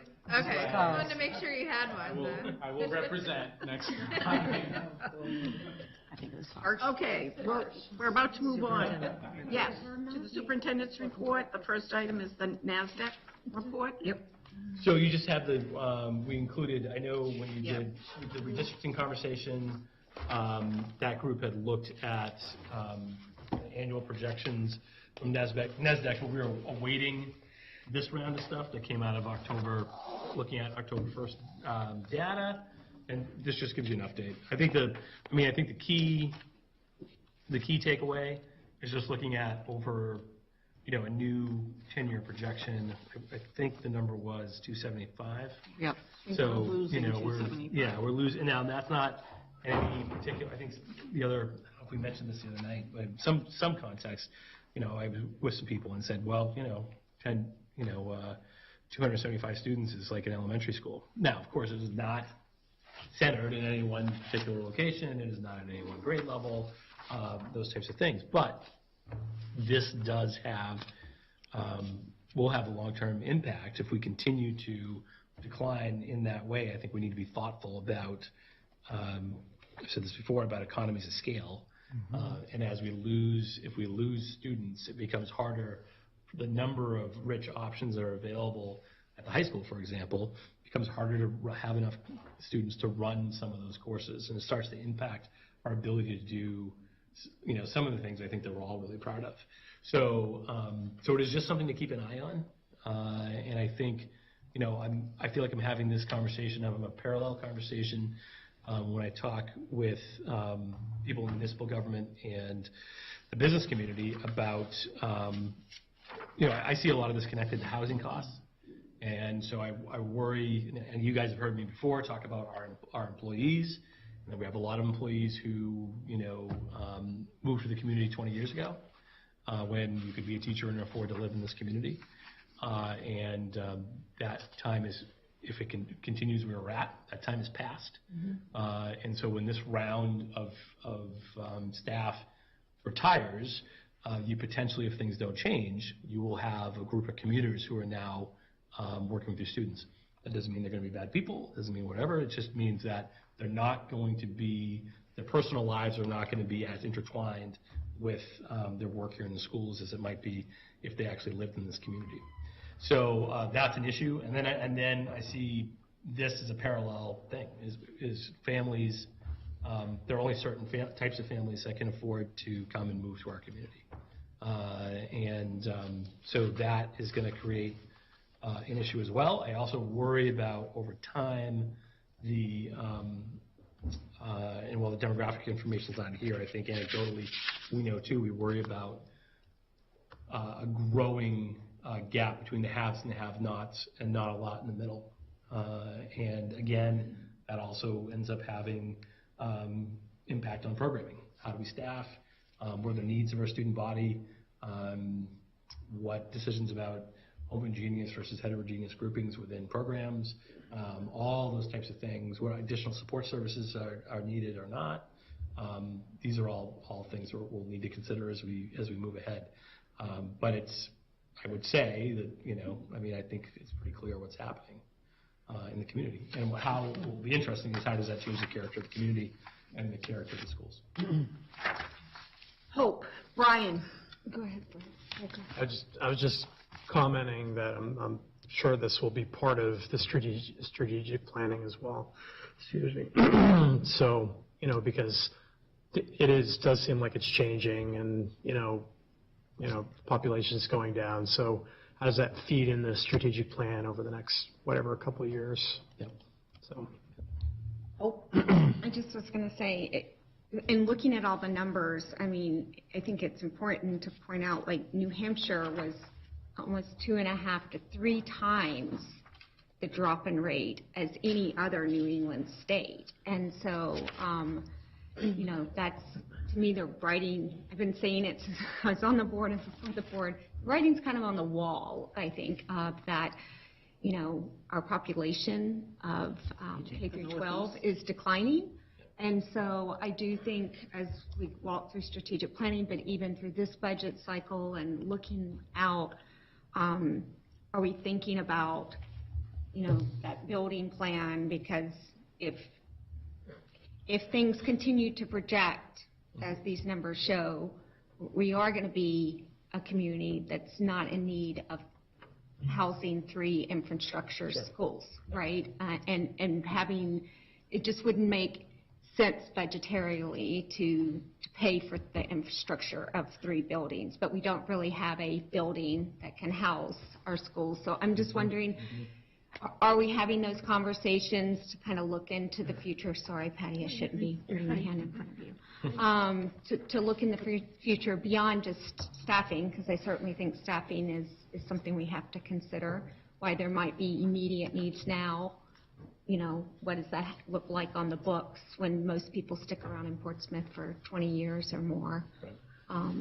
So I'm just kind of wondering, are those conversations happening, or do we need to, because this is a 10-year plan projection, but if you look when it started, it's 3 years ago almost. Right. So we're 3 years into so we're really looking at a 7-year plan here. So it's a little concerning how quickly the numbers are dropping. Right, and I think if you look at, and I think that, I know Margaret and I were talking about it, it's like, well, it's not that much different than, it was somewhat different than the last projection, but it's like, if you extrapolate, if the next projection goes down a little bit more, a little bit more, a little bit more, is that, is this going to accelerate? Right. And that's the concern. So to answer your question, there isn't, at the moment, this year, from July till now, there hasn't been deep planning around, what does that mean? I keep bringing it up in different things, saying this is something we need to think about in a serious way. But I think, to Brian's point, I think the strategic plan is the vehicle to start to kind of put some strategy on the bones around this concern, because it's real. Do you see this, Zach, as simply just because housing costs are so high that we just accept these numbers? Or is this a conversation we need to really be digging in with city council members to say, how can we attract families to Portsmouth even with the cost of living? Or are we going to just be a community that accepts this is where we're headed? So it's interesting, and I think one of the, because I was in the real estate exploring my own options, I started trying to understand where, some things that were happening in the community around building, for example. And I ended up going back and watching old planning board meetings around particular projects. And it was like, ooh, there's some interesting choices being made about how I mean, there are reasons why when we build, we approve certain things as a community about that are designed for certain groups of people, or not. And sometimes it's more open-ended, but builders are reasonably open about, like, this is what I'm trying, here's who I'm trying to market to, and here's what I'm trying to do in order to make that happen. And and in that conversation, where a couple of recent projects, and some of these were a couple of years old when the approval process happened, what was happening only time schools came up in the ones that I watched were, this particular project won't put any additional strain on the schools. That was the perspective. We're not going to put strain on the systems and the taxpayers around making sure, they're going to have to deal with all these new kids that are going to be in these buildings, because we really designed this to really not have many kids in these buildings. But that was the pitch. So when schools came up, it was really around, we're not going to burden the schools with any kids, because we've kind of anti-kid, designed the project. Right. And there'll be some flukes, but it really isn't designed around that group of people. And so I think your point's good, which is it's not just here. It's like, how are we engaging our municipal partners around community design, with at least being eyes wide open on what is the impact of the way in which we think about developing as a community, and what is that going to do to the schools, and don't assume that the schools you have that are in a certain place in time where there's a lot of good things going on, that those will be able to continue in exactly the same way at the same cost. You need to think about that as you think about how you develop as a community. And anyway, so for me, it's just like, well, we have a role. I think we need to continue to first of all ring the bell a little bit, to be like, this is happening, and this is going to have a real impact. And then I think we also need to be in a position to be able to communicate with the community at large and city government about what are ways that we think that we could think about some of these other issues that are beyond our scope of control, that could positively influence the ongoing health of the school district. So these numbers shared with city council and city manager? This set has not been passed over. Okay. But we've had some passing conversation, but Might be a good idea to pass it along and have, I think pass that's it a along. good idea. I know that in Massachusetts, if you're a developer and you're building a housing project, you have to have X number of units go to a lower income. We do not have that law in the state of New Hampshire. So that puts a thorn in the side of trying to develop affordable housing for a certain population. Now, we all know that the city is concerned. They would like the Sherburne School to make community. They just built the one downtown next to the fire station. We have the Portsmouth Housing Authority that obviously tries to develop income housing for so we work on it in Portsmouth, but I think the state law inhibits us from developing that even further. My question is, what are the numbers for, and maybe, Margo, you know the answer to this, Greenland, Rhine, Newington, Newcastle? I don't have those numbers, but they all. It would be interesting. I will say this, though, I find it fascinating, and some of it, if you look at the data carefully, is due to attrition to non-public schooling, but our high school seems to be hit the hardest, and that is fed by those towns. So they would be considering that data. So it looks like from the numbers, most of that was from families choosing non-public. But I noticed that too, Margo. In some years, the middle school even gained. Exactly. But it's definitely hit elementary, and then the high school has consistently declined over the period of time. But I think this information would be imperative to share to the city side. Yeah, we'll do that. And then we'll try to get some numbers for Greenland. Well, I think what will be interesting in some of the bleed to private is as we move out of COVID, some of that recede and come back. We'll see. But it also goes to some of the communication stuff we were talking about before. Is I think for the high school to continue to do some of what it has to do, We also have to be in more of a sales mode than we've been before at the high school, where it's just kind of like, yeah, what we do. Come if you want, if you don't, whatever. We're Portsmouth, here we go.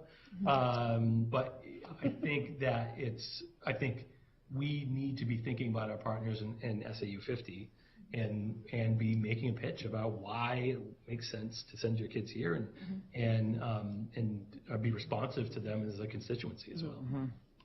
Terry. I was just, you sort of mentioned this, but it's so interesting to me to think about that planning board piece, and that has always been the narrative at the planning board, or at least since I've lived in town. And really, I feel like it might be a rumor thing. Like, it might just be like, this is what the planning board did before, so this is what we need to do now.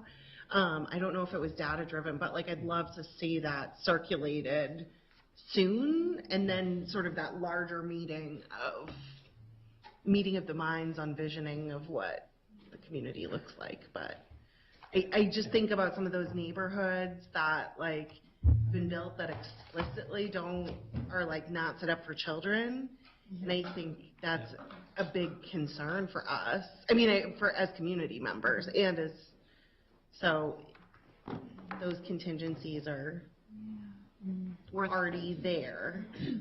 Okay. Yes, over here, Liz.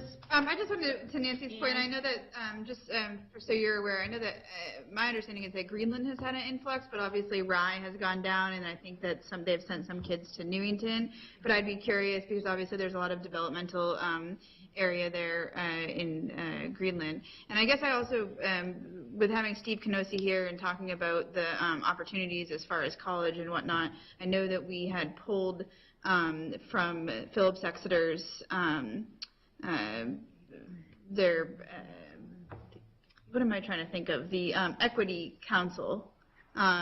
We had a representative from Phillips Exeter, so I guess I just wondered if there'd be more opportunity for collaboration to pull folks or to give a draw more to the high school, given all these different opportunities for collaboration and acceleration. That would be the sales pitch to go to private school, essentially. Lisa, did you have something? Oh, Ann was first. Sorry.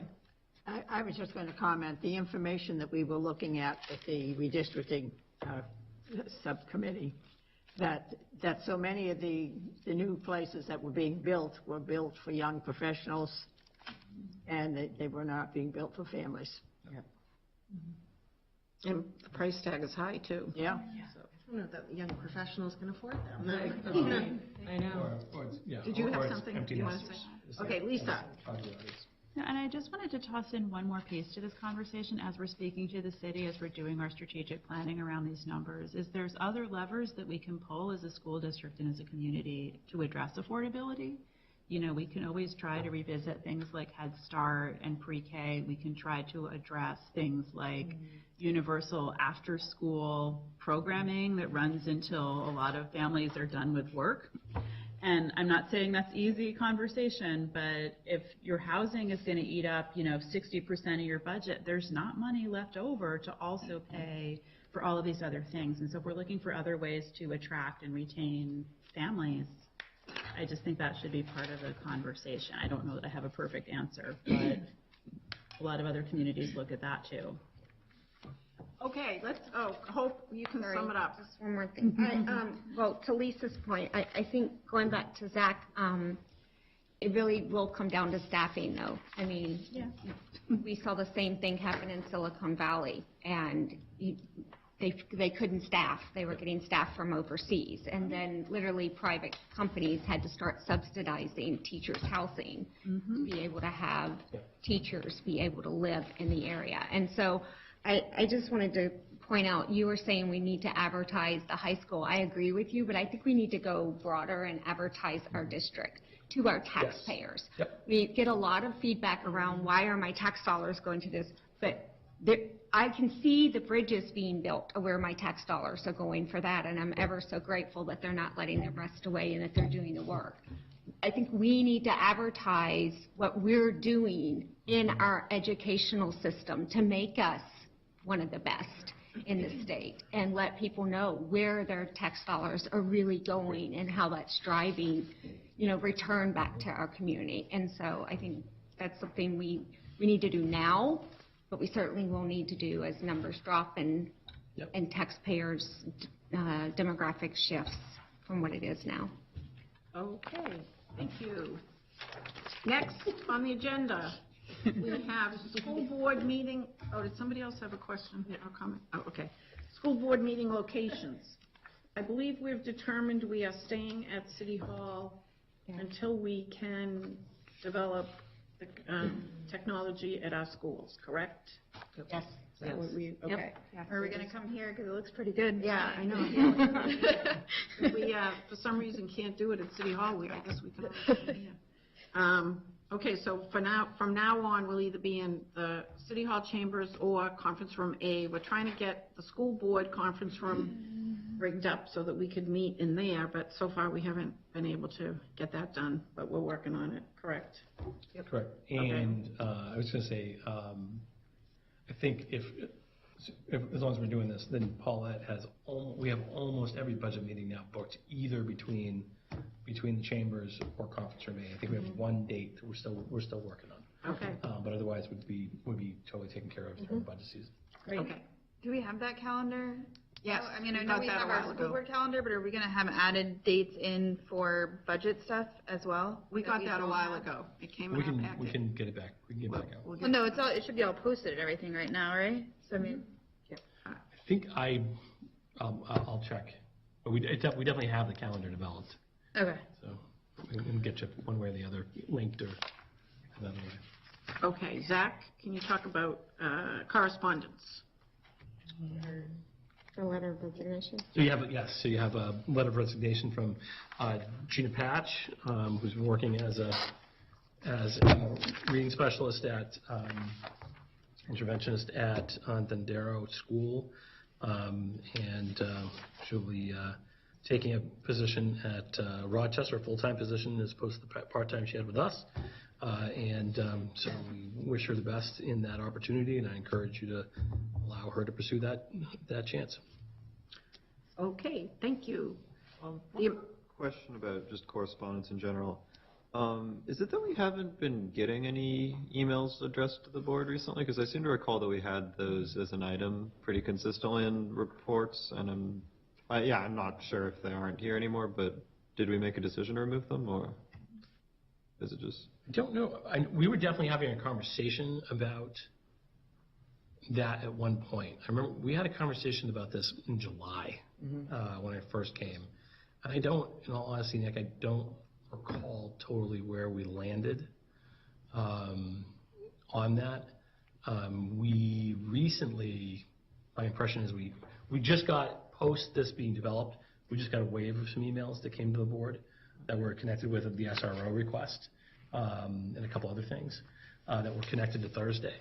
But I don't, I'll be honest, I don't recall where we we landed. haven't been getting many lately. I don't recall us taking it out. It just stopped it showing was up, COVID to your stage. point. But there was a summary that was just put in so that public could also see, like, 2 emails on SRO or whatever it was, and then those correspondence were being put in the packet. I would definitely be interested in seeing those returned if that was practical. Yeah, I think the question I had in July was whether it was appropriate to have people be able to email in and individually criticize. It's one thing to criticize me, I'm a superintendent of schools, it's fine. But to criticize individual staff members in a thing that we then publish to the community without a vetting of, is that even accurate? And so then we're recreating a public document that we never would necessarily go back to, where we put out, it goes on to the internet, and now you have a claim that may or may not be accurate about one of our staff members. So that was in July, that was the concern that I brought up, was, where, and I think what we got is we went back and forth with legal counsel about whether or not we were legally obligated to put the things into the packet. And I think the conclusion we ultimately came to was not. We were not legally obligated to put the things into the packet. But I don't know since then. I don't know that we ever came to an ultimate conclusion. What conversation are you referring to? Because we didn't have that as a topic on the retreat. That wasn't a board. No, I'm sorry. So it might have been a conversation with myself and with Margot. Yep. So, No, we had that and Margot and Nancy. Yeah, we did have it at a meeting. Conversation.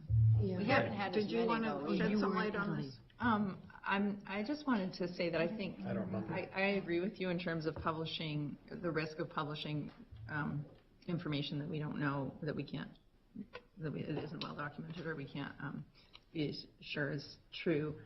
But I think maybe a compromise could be at least the email summary, because I think that's helpful for the community to know, and just so that there's some general, if there are general themes that we're getting a lot of emails about, or people to know the number of emails we've received, I think that's really helpful.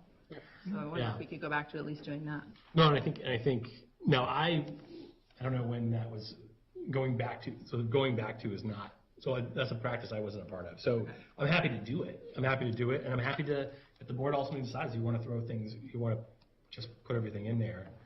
I just have concerns about it. I just think it's unfair. It's unfair. It can be unfair to staff, and it could cost us staff. It was also a student privacy question, because it Yeah, came I up proposed around a that. lot of Yes. parents, bless their hearts, writing in with like very personal details about their kids. Either their or, own like- kid or And so- Johnny Johnson was Right, bad to and my other kid. people's kids. But I agree, I think a summary so that people have an idea of what are the general concerns or ideas being raised in the community, like that can be beneficial without violating people's privacy. Well, I think we agree there have not been as many recently. No. Yeah, we don't get as many as we. But I used think, to be I think huge it's important to look at why we started it. So we started it because there's confusion with the last administration around who is responding back. Like, every board member has the right to respond back, but then that can also bring confusion if people get 9 different responses, and then the superintendent's responding back in another different context. And so even doing the summary was a chance for the administration to give some feedback and say, this has been resolved, there's no need for the board to follow up on it or whatever. So I just don't want to see us go back to the gap where parents, teachers, students, whomever it is that is writing in is not getting any feedback. So if that's going to happen from our chairs, or if that's going to happen from our superintendent, we need to revisit how that communication is going to happen versus no communication happening. Well, I think we've all understood in the past that we don't respond with our opinion, because if you get 5 opinions, that constitutes a meeting that hasn't been posted. So what I've always advised people to do is, thank you for your email, I appreciate your comment, we will discuss it at a future school board meeting. Or that's what I do. I mean, I always say, thank you for taking the time to email me, I appreciate your comment, and that's it. You cannot respond with your opinion, because if you get 5 of those opinions, it's a meeting. Or even if you don't get 5 of the same opinions, it constitutes a meeting, and that's illegal. I think having the knowledge as a board that, maybe Zach or Patty or Nathan or somebody else did answer and say, oh yes, this person had a question about bus stops. That was a legitimate issue. We are working on it, and we have gotten back to all of the people who reached out to us or something, or just to know that it didn't fall through the cracks. Not to be like, I personally need to email a bunch of people who are unhappy about like a bus route that my child isn't on, but more to know that you're on it and to convey that to people. Carrie had her hand up and Nick had his hand up. Carrie? More Sorry, support Nathan. for the summary and just having the summary. I think that closes the loop. I think also I think we also need a clarification on the submission portal of how it will be used, because sometimes parents were disclosing things about their children, like anxiety disorder or this mental health struggle that probably the child doesn't want there. So at least something updating on the website so there's transparency in how this may be used, that it is. There is a disclaimer on there. There's a disclaimer, but I mean, if people actually read those things, I'm not sure. No, it should be in big. Spoken like a lawyer. Order. Sorry, Carrie. Carrie, you finished? Yeah. Okay, Nick? It seems like this summary would be an effective way of conveying the information One other thing I would say is that we could also just have like a thing at the top that just says, if you include personal details about another person, we won't publish these, we'll still read it. Something like that. But that's, yeah, I think the summary is a pretty viable solution to it. Okay, I think, is that kind of agreement of everybody that a general summary of, without getting specifics in there would be helpful? I think a summary with how it's being resolved or like followed up. I would like to go back to the request though, because I just looked at it to make sure, but it's legalese, it's not understandable. It's, you know, so I think it just needs to be much simpler in like, this is how we use it, this is how we won't use it. And you can keep the legalese, but. Okay, Zach, you got all of that? Do. Write my homework down. Okay, thank you, everyone. Let's move on to. Wait, did we take action on the resignation? On the resignation? Oh, my gosh. I think Nick's question was on the heels of reading our Yes, sharing. yep. Well, we don't need any action. We need to approve it, don't we? Usually we just.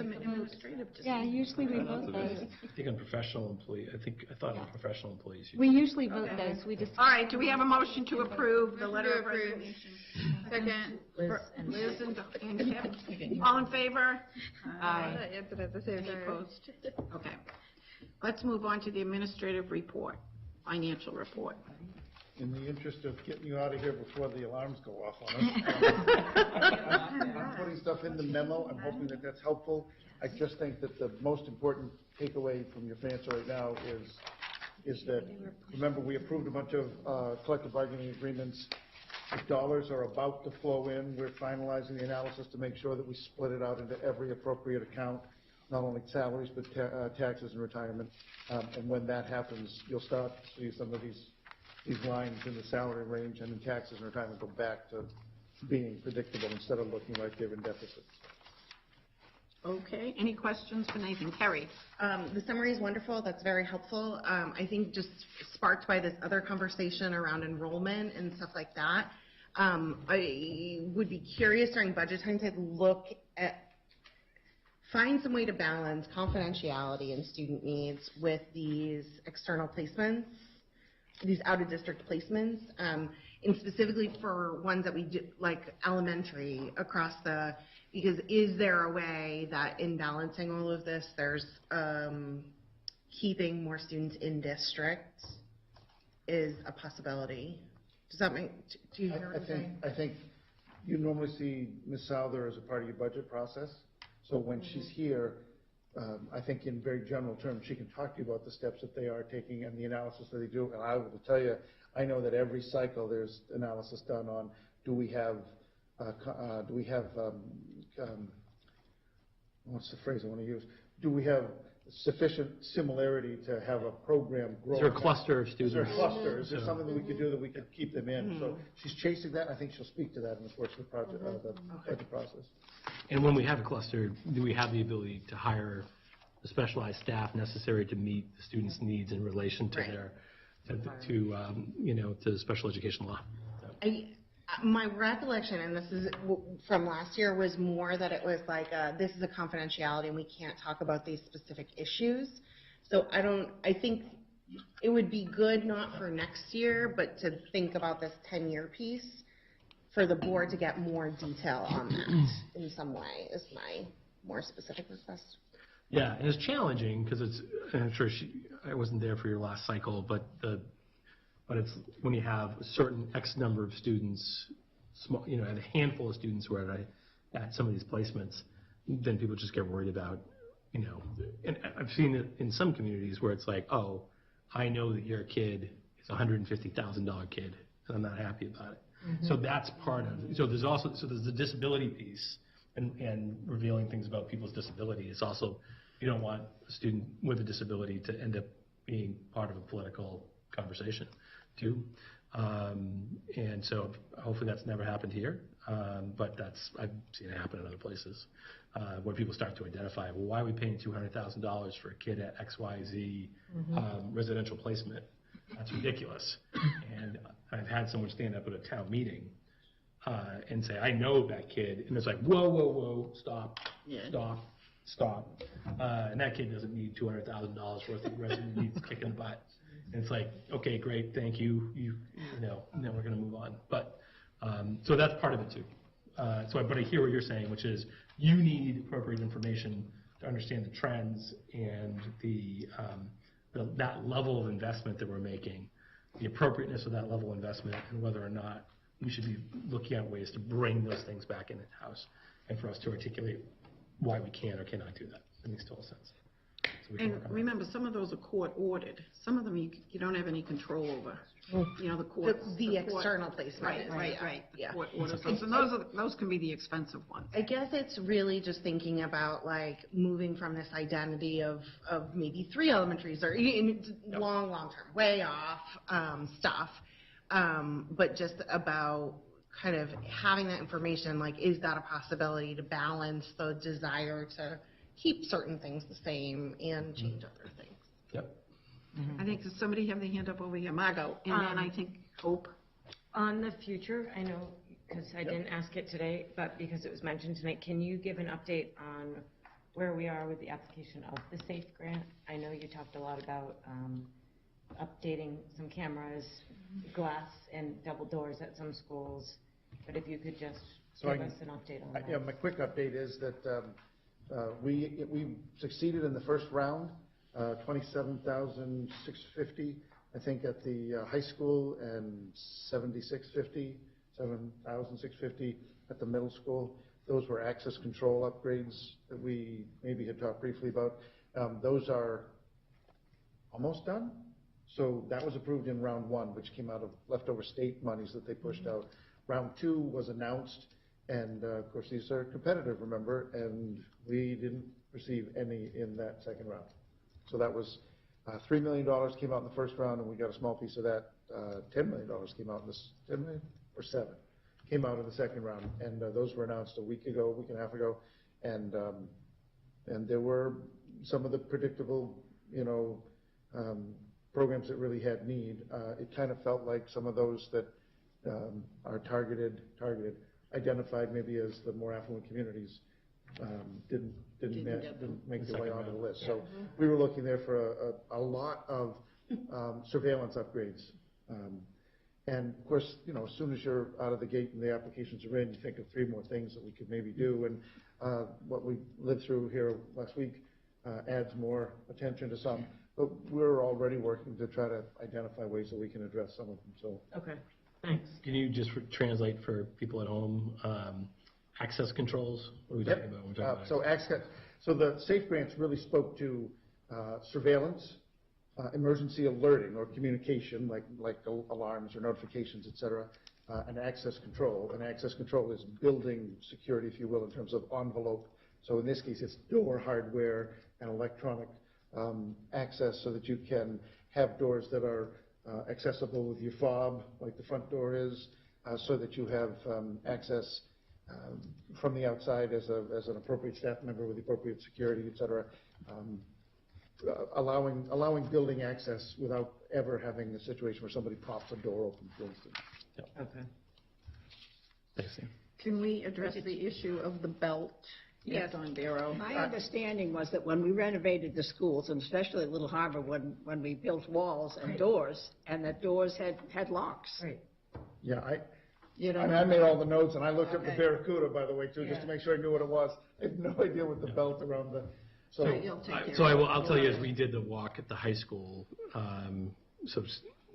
Steve and I, after things settled and we were just walking through, that was a conversation. We debriefed the high school staff. That was one of the conversations, is like, why don't we have some type of technology that allows us to quickly, not just lock, but secure spaces? And it was twofold. One is, and the same thing, I think the parent we had, came through, who said, I used the exact same quote. We're like a $50 million operation. We can't afford to buy something to lock the door. Like, come on. So I had said the same thing. One of the things that we will run up against is the way in which in high school, it's around fire code, and so you have the exterior doors that go out to the hallway. Then between classrooms, you have doors, and you have to have a second spot of egress. And so this is where you get into very difficult conversations between the safety concerns on that end and fire marshals being like, you are now potentially blocking the egress in an event of a fire. And then in these conversations where it's like, well, we're worried about shooting. It's like, well, what if a fire breaks out in the middle of the shooting situation? Now people are trapped in there, So what we'll have to explore in those doors that go between classrooms are what are devices or approaches that will also pass fire code at the same time.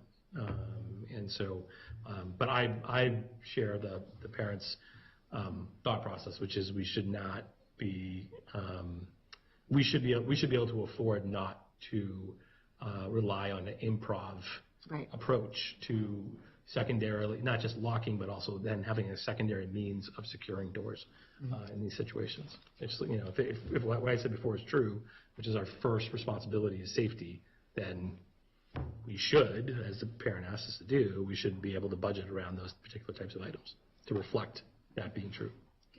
So we do have locks on doors. Can you get us a quote for the, when we come to budget season? No, I think, Nathan said we're exploring some other approaches. I mean, I will let you know that one of the conversations I had in this last week, pre-Thursday, was talking to some colleagues in Vermont who the state Department of Education has put out guidance that they believe that safety improvements are potentially ESSER eligible.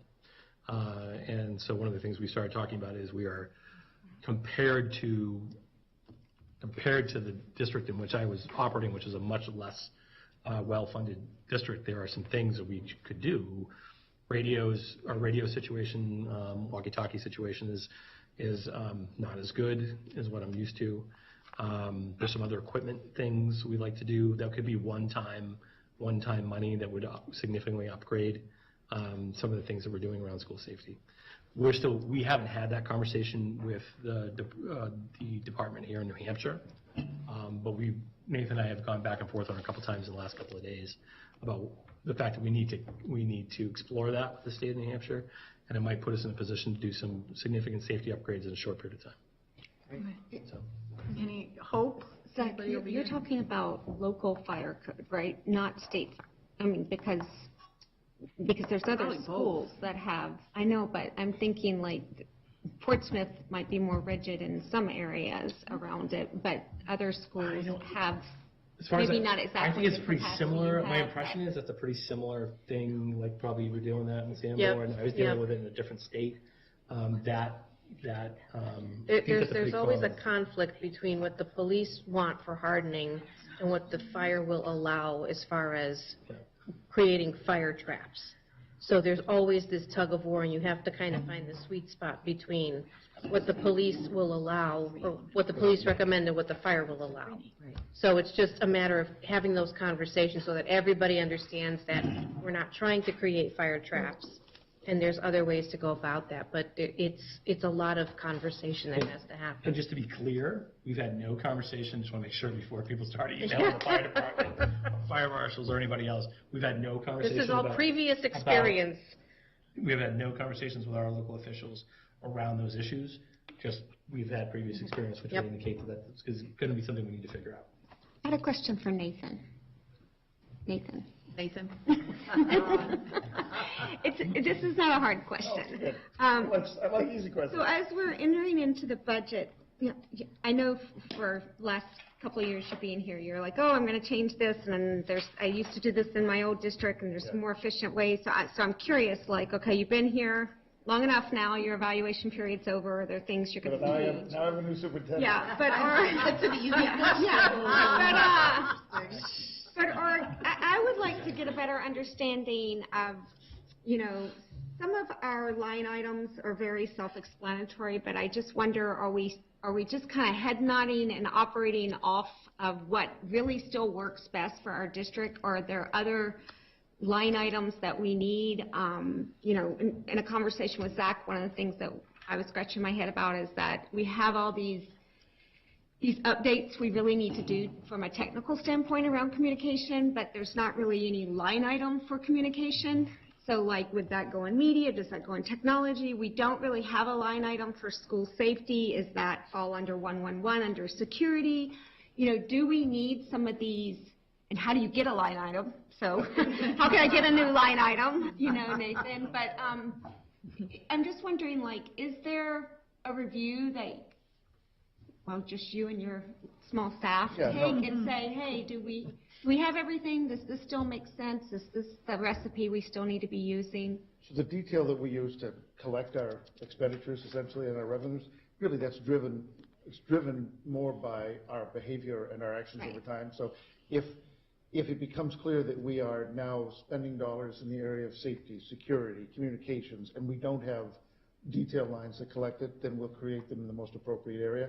Some of it, though, goes back to the fact that from a state perspective, what you do in security when you do access control, for instance, is not security, it's building renovation, because I'm making a change to the physical plant. So communication is a contracted service, and let's say it's a contracted service and not a salary maybe. That contracted service line probably already exists, it just isn't labeled as communication. But what we certainly can create nuances of accounts so that we can call things out so we can see them better. It's really about collecting the amount of data that you'll want to report on. So we build those largely on the fly. I mean, and I think my behavior generally, my choice has been, if it belongs somewhere and that somewhere doesn't exist, let's create it. Even in this case, if it doesn't have a budget attached to it, I'd rather create it and be able to label it and find it later for what it really is. And then we can say, wow, that's a recurring expense. We should put a budget on that and we should plan for it moving forward. So, yeah, I think that one of the things that I was going back over my notes, in your budget book this year, we'll call out a key, an index that'll give you a sense of the chart of accounts, give you some notes that you can go back to so you can understand some of what isn't self-explanatory. And it can be cryptic on some of those accounts, but the key will go back, or I guess the index is probably better to, you'll be able to go back and say, oh, okay, that's a salary line for administrator, that's a salary line for. That's good. And we'll put that on the front end. They don't come to me now, but there are 3 or 4 other notes that I took over that last couple of cycles that we need to add to the book to make it more useful and give you easy reference. So, but I think for the question not quite asked, but is there, I don't personally love this process or some of the documentation we use, but right on the edge, the precipice of, oh, let's make change was, we have plenty of change. Right. And so Zach and I agreed that we'd just say the course, we've applied the same kind of process and brought in the budget makers looking at this the same way we have. And with his eyes and Patty's on it with me, we'll be able to look at things for the future. So I'm hearing you say if there's a request for school safety or communication, that request can be put in. Yeah, we can. You'll figure it We'll out. find a If line like, for it, if hey, that's building maintenance really or whatever. Yep. Okay, great. Absolutely. Thank you. Carrie. As a follow-up to that, I'm really thinking big picture tonight, I'm sorry, but I think there's a piece of optics that like we've gotten as board members and we've talked about before, that maybe there's a piece to re-envision, like when we get these things that are like, you know, Don Darrow has this amount of money in counseling and New Franklin only has this, or like these things, and just thinking about how in that revision process there's some things that have been lumped, because as we've learned, people feel, you know, the balance of staff is what's important, so it doesn't matter if there's 2 social workers and 2 counselors here, but really that bucket. And so similarly, there's some things that I think our discussion of them could be better if they were bucketed in separate things. And then things like school safety, like when people are saying there's nothing in your budget on school safety, it's in there, and now we need to like pull it out. And so I think that just thinking back, and the elementaries is the one big thing, the other big thing that comes to mind that we constantly have this discussion about, but there's like 2 more weeks left in December. I'm sure by January 1st you'll have that. Well, I mean, one thing that I've asked for is like transportation. It's to Carrie's point. It's like we talk about transportation, and you and I have had the conversation offline of like, oh, well, no, that's not in the transportation line item. That's actually over here, even though it pertains to transportation. So for me, as a board member, I can only speak for myself, it would be helpful to understand, okay, school safety, where is that bucketed, you know, and transportation, where are those things hitting transportation when we're discussing them? Because it's not just in the transportation line. Do you have all that, Nathan? Sure. Okay. Next year. Okay, let's move on. Thank you, everyone. The next item is the strategic plan update. So quickly, just in terms of, so it's been on the site. We pushed out, in addition to being on the site, we pushed out directly to, I think it was 10 vendors as well. We also changed the date. Once we knew the board meeting changed, we pushed the date till Monday for deadline. Originally, it had been, I can't remember. Past Monday? Yeah. Upcoming Monday. The 19th is the deadline for submission. 19. So we pushed out the deadline to the 19th, because we knew we were not going to have the opportunity to come back to the board anyway, so let's push it out and take advantage of the time. That's happening. We've done some, Nathan, 2 rounds of addendums. We combined them, actually. So the first addendum out there changes the delivery time to 2 p.m. on Monday the 19th. It also puts a stop date. The traditional, what the initial delivery date or deadline had been of the afternoon of the 14th, that's now the deadline for questions. I think there were a dozen questions and answers in addendum 2 that we pushed out, and we'll collect the rest by the end of the day Wednesday and post those sometime Thursday afternoon so that folks have that. I will tell you, though, there's already some number of responses that have been received. And just to clarify on the addendum, the reason, basically in consultation with the city, the idea was when we got questions, to be fair to all vendors, we would take those questions, we would answer those questions, and then make them an addendum to the original RFP, so all vendors can see the same responses. So. When is the selection date? What's that? Selection date deadline? So we are right now, we are looking at spending a good chunk of the day on the 20th, sitting down and going through, and I think we will have a better idea. My hope is that we know who we want to approach before we leave for Christmas break. I'll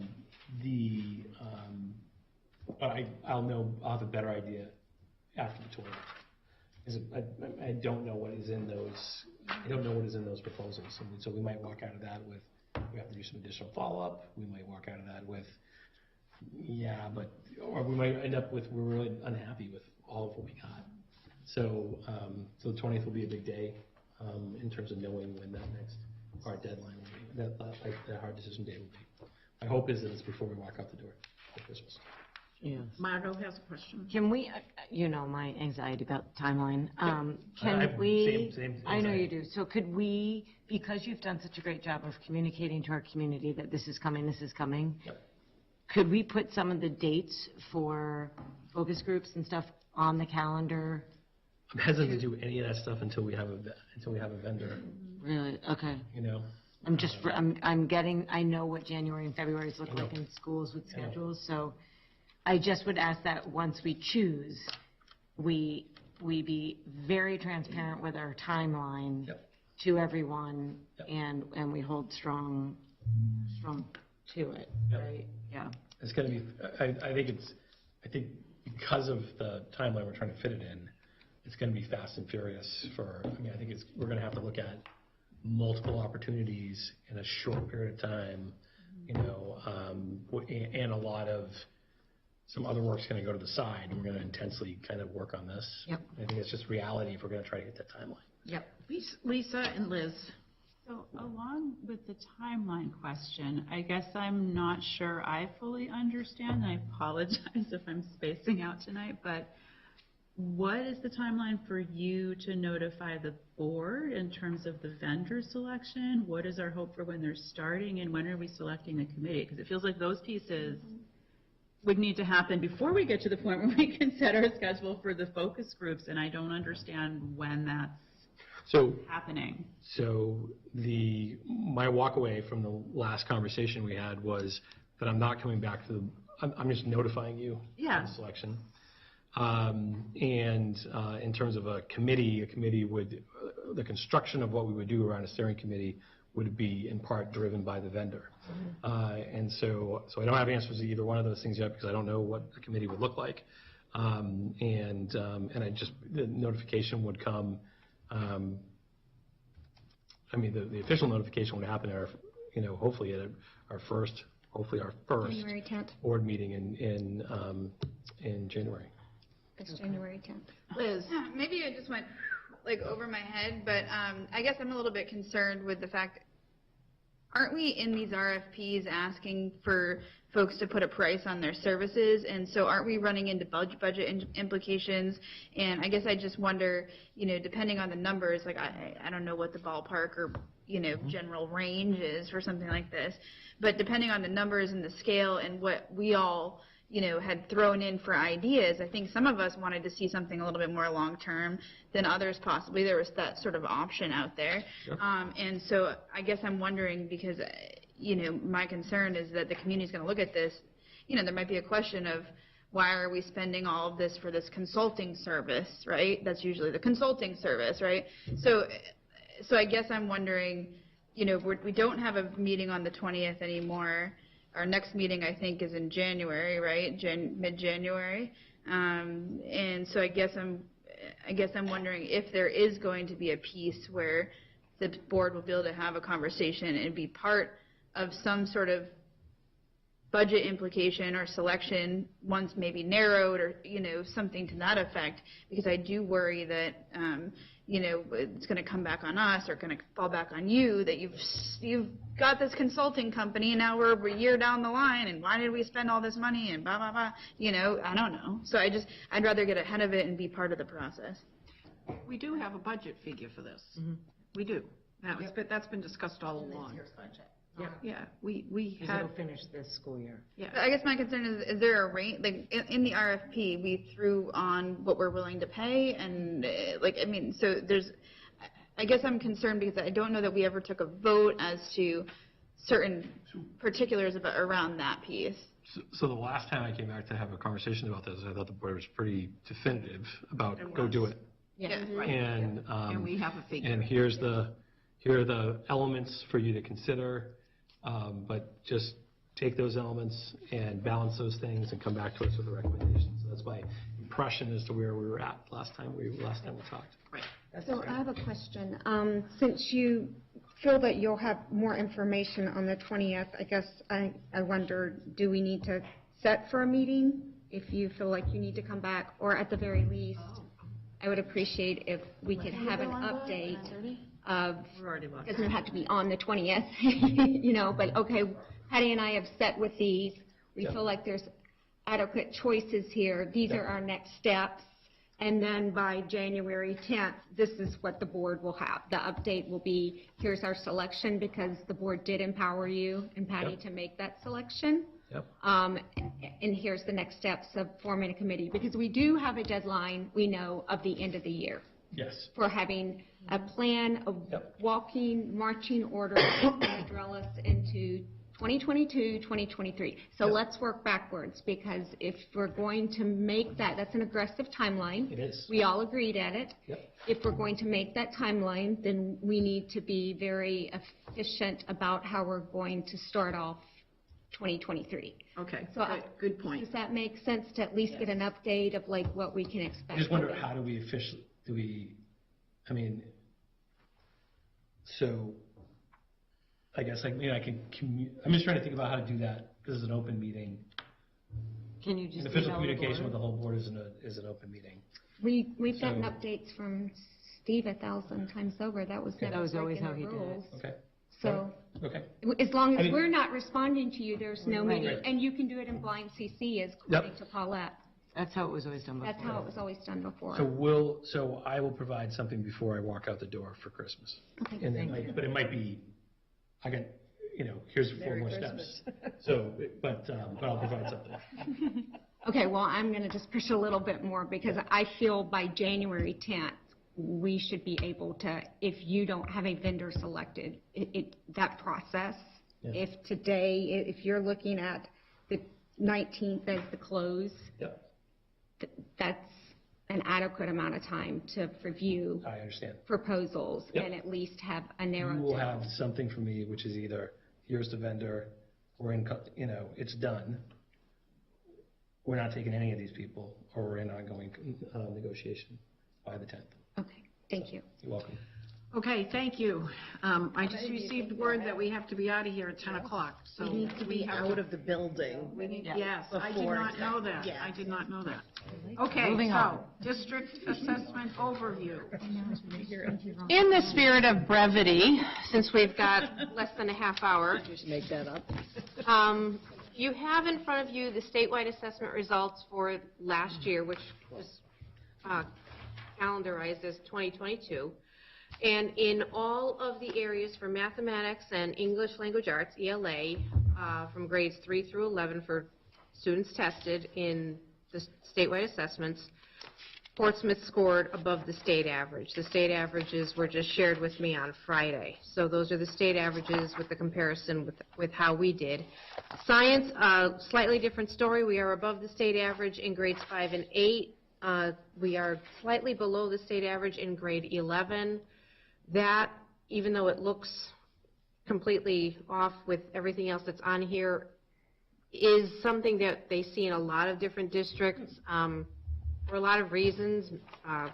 Among them, some students don't have science in 11th grade anymore. 10th grade is the last year you're taking science. The 11th grade science test is really disconnected from the SAT and all those other sort of assessments. We are working, I've already met with Shay St. Laurent, the director of curriculum at the high school, to talk about how we can work on getting some prep together for that so that students are a little bit more attentive to it. But overall, we are extremely thrilled with these results being above the state average. So, Thank you, Patty. You're welcome. Brian, did you have a question? I just, to put it in context, it'd be great to see year to year. Yep, and that's going to be coming out. I'm working on that for the budget booklet that everybody gets. Okay. So you're going to have a year-to-year comparison, but comparing quickly, just in memory from past years, you're not off that much. Okay. So, Great. yep. Hope? Me Go ahead, first? yeah. Okay. I'm just curious, how does New Hampshire's number compare to the rest of the region? So Do we it's know a that? different test completely. Okay. So it's New Hampshire's own Okay. test. Okay. A few years back, they pulled out of Smarter Bounce, so it's no longer anything that's comparable regionally or across the nation. So, Okay. Got it. Anyone else have a question? Margot? I was just going to say that in the last 3 years of looking at this, I agree, Patty, it's not that different. I guess the one thing I just want to put out there, and Steve addressed it today, is those transition years are still our greatest drop years of 5th to 6th and 8th to 9th. I guess we can't see 8th to 9th on here, but I just, I would hope us, it's those so just hope that we continue to mark that. I have lots of thoughts on the science, but I'm not going to share them tonight. I know. We have to be out of here. Yeah. Yep, I know.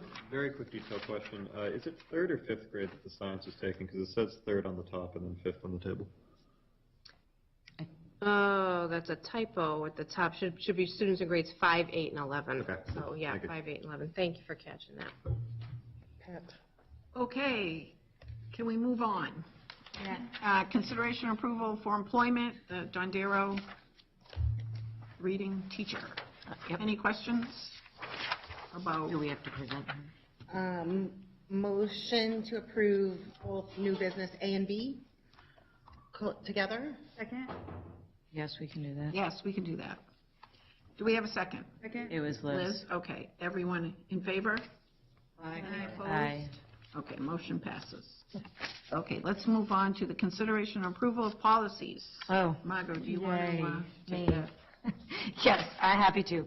I'm going to do them out of order just because it makes more sense. So, as you know, in the fall, the New Hampshire School Board Association releases the latest bout of required policies, and one that came with that was JLC, which you see II under D, which really that policy defines the role of school nurses and the job that they serve. It was previously a policy that we did not have, as is normal policy committee practice. We ran that model policy through our nurses first.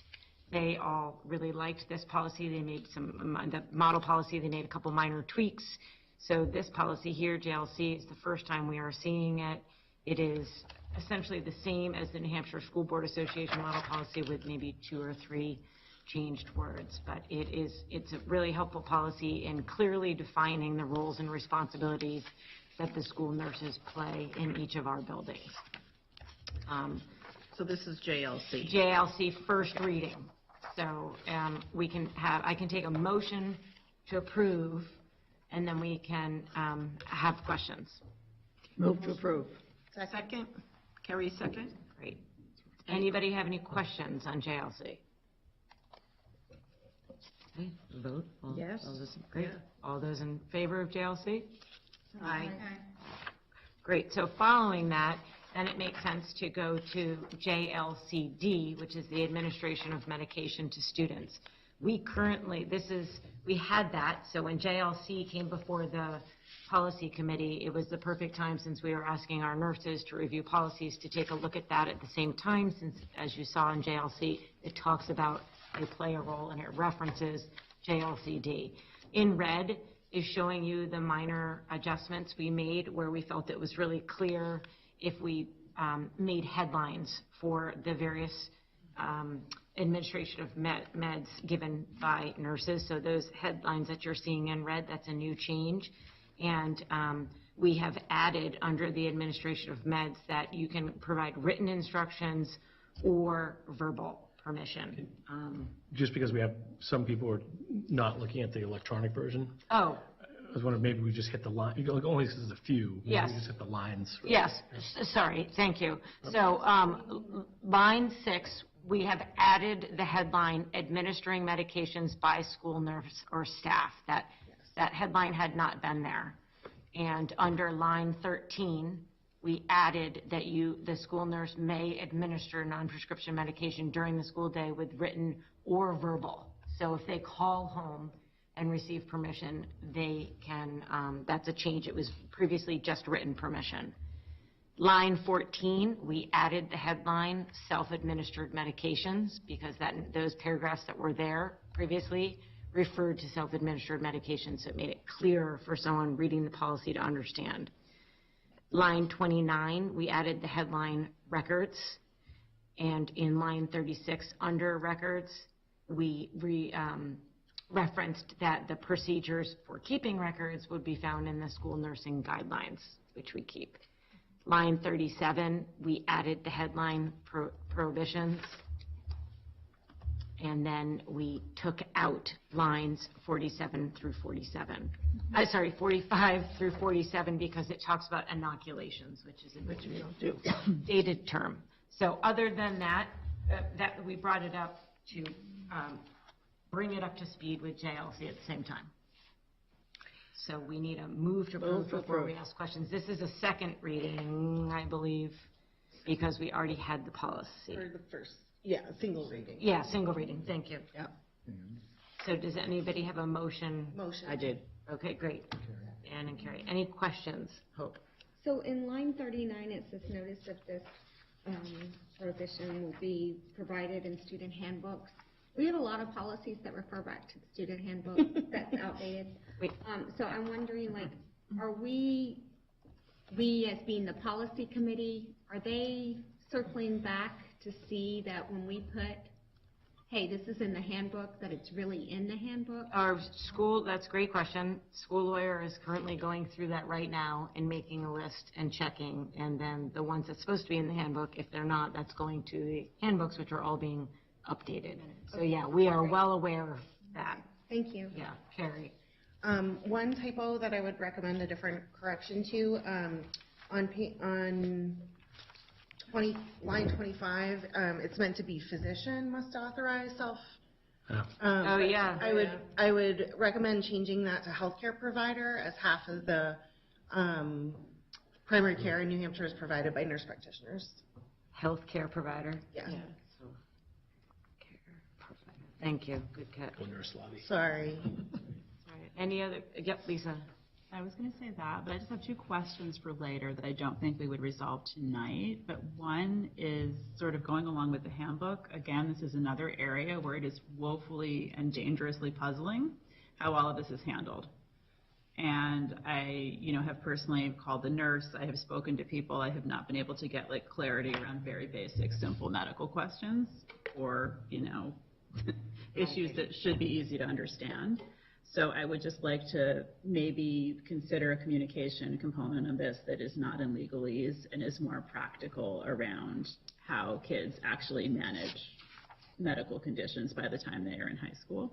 So is that, just so I'm clear, if that's... I'm not for the opposing what's written here, but I just think that as we're looking at it down the communicate? line, I think it could use a scrub in the future. Okay. And I'm also just curious around one issue, which is a little bit thorny, but I want to raise it, which is Narcan, which, is an overdose reversal medication that is legal to carry and should be used. And for better or worse, there are situations where it might be necessary. And I wouldn't want to create a policy that puts a student in trouble for using it if they, in that rare situation, ever do. I mean, it is not legally a situation where they would be in trouble with law enforcement for doing that. And again, I don't want to tie this up now, but I just think for a future conversation. You mean if they administer it? If they administer it, because this policy says if you're carrying something and you give it to another kid, you're in trouble. Right, but I just don't know what, I guess. Either handing it out or administering it. Yeah. Right, but legally, I mean, it's a whole other conversation, and I don't want to go down that rabbit hole, but I just want to put that out there for consideration in the future. Liz? I apologize. This was the November meeting, and I tried to log in about halfway through. I had some technical issues, so I wasn't in the meeting. But I guess line 26, 27, 28, as far as self-administered medication, that paragraph seems to indicate that there is an opportunity for other self-administered medication besides an inhaler and EpiPen.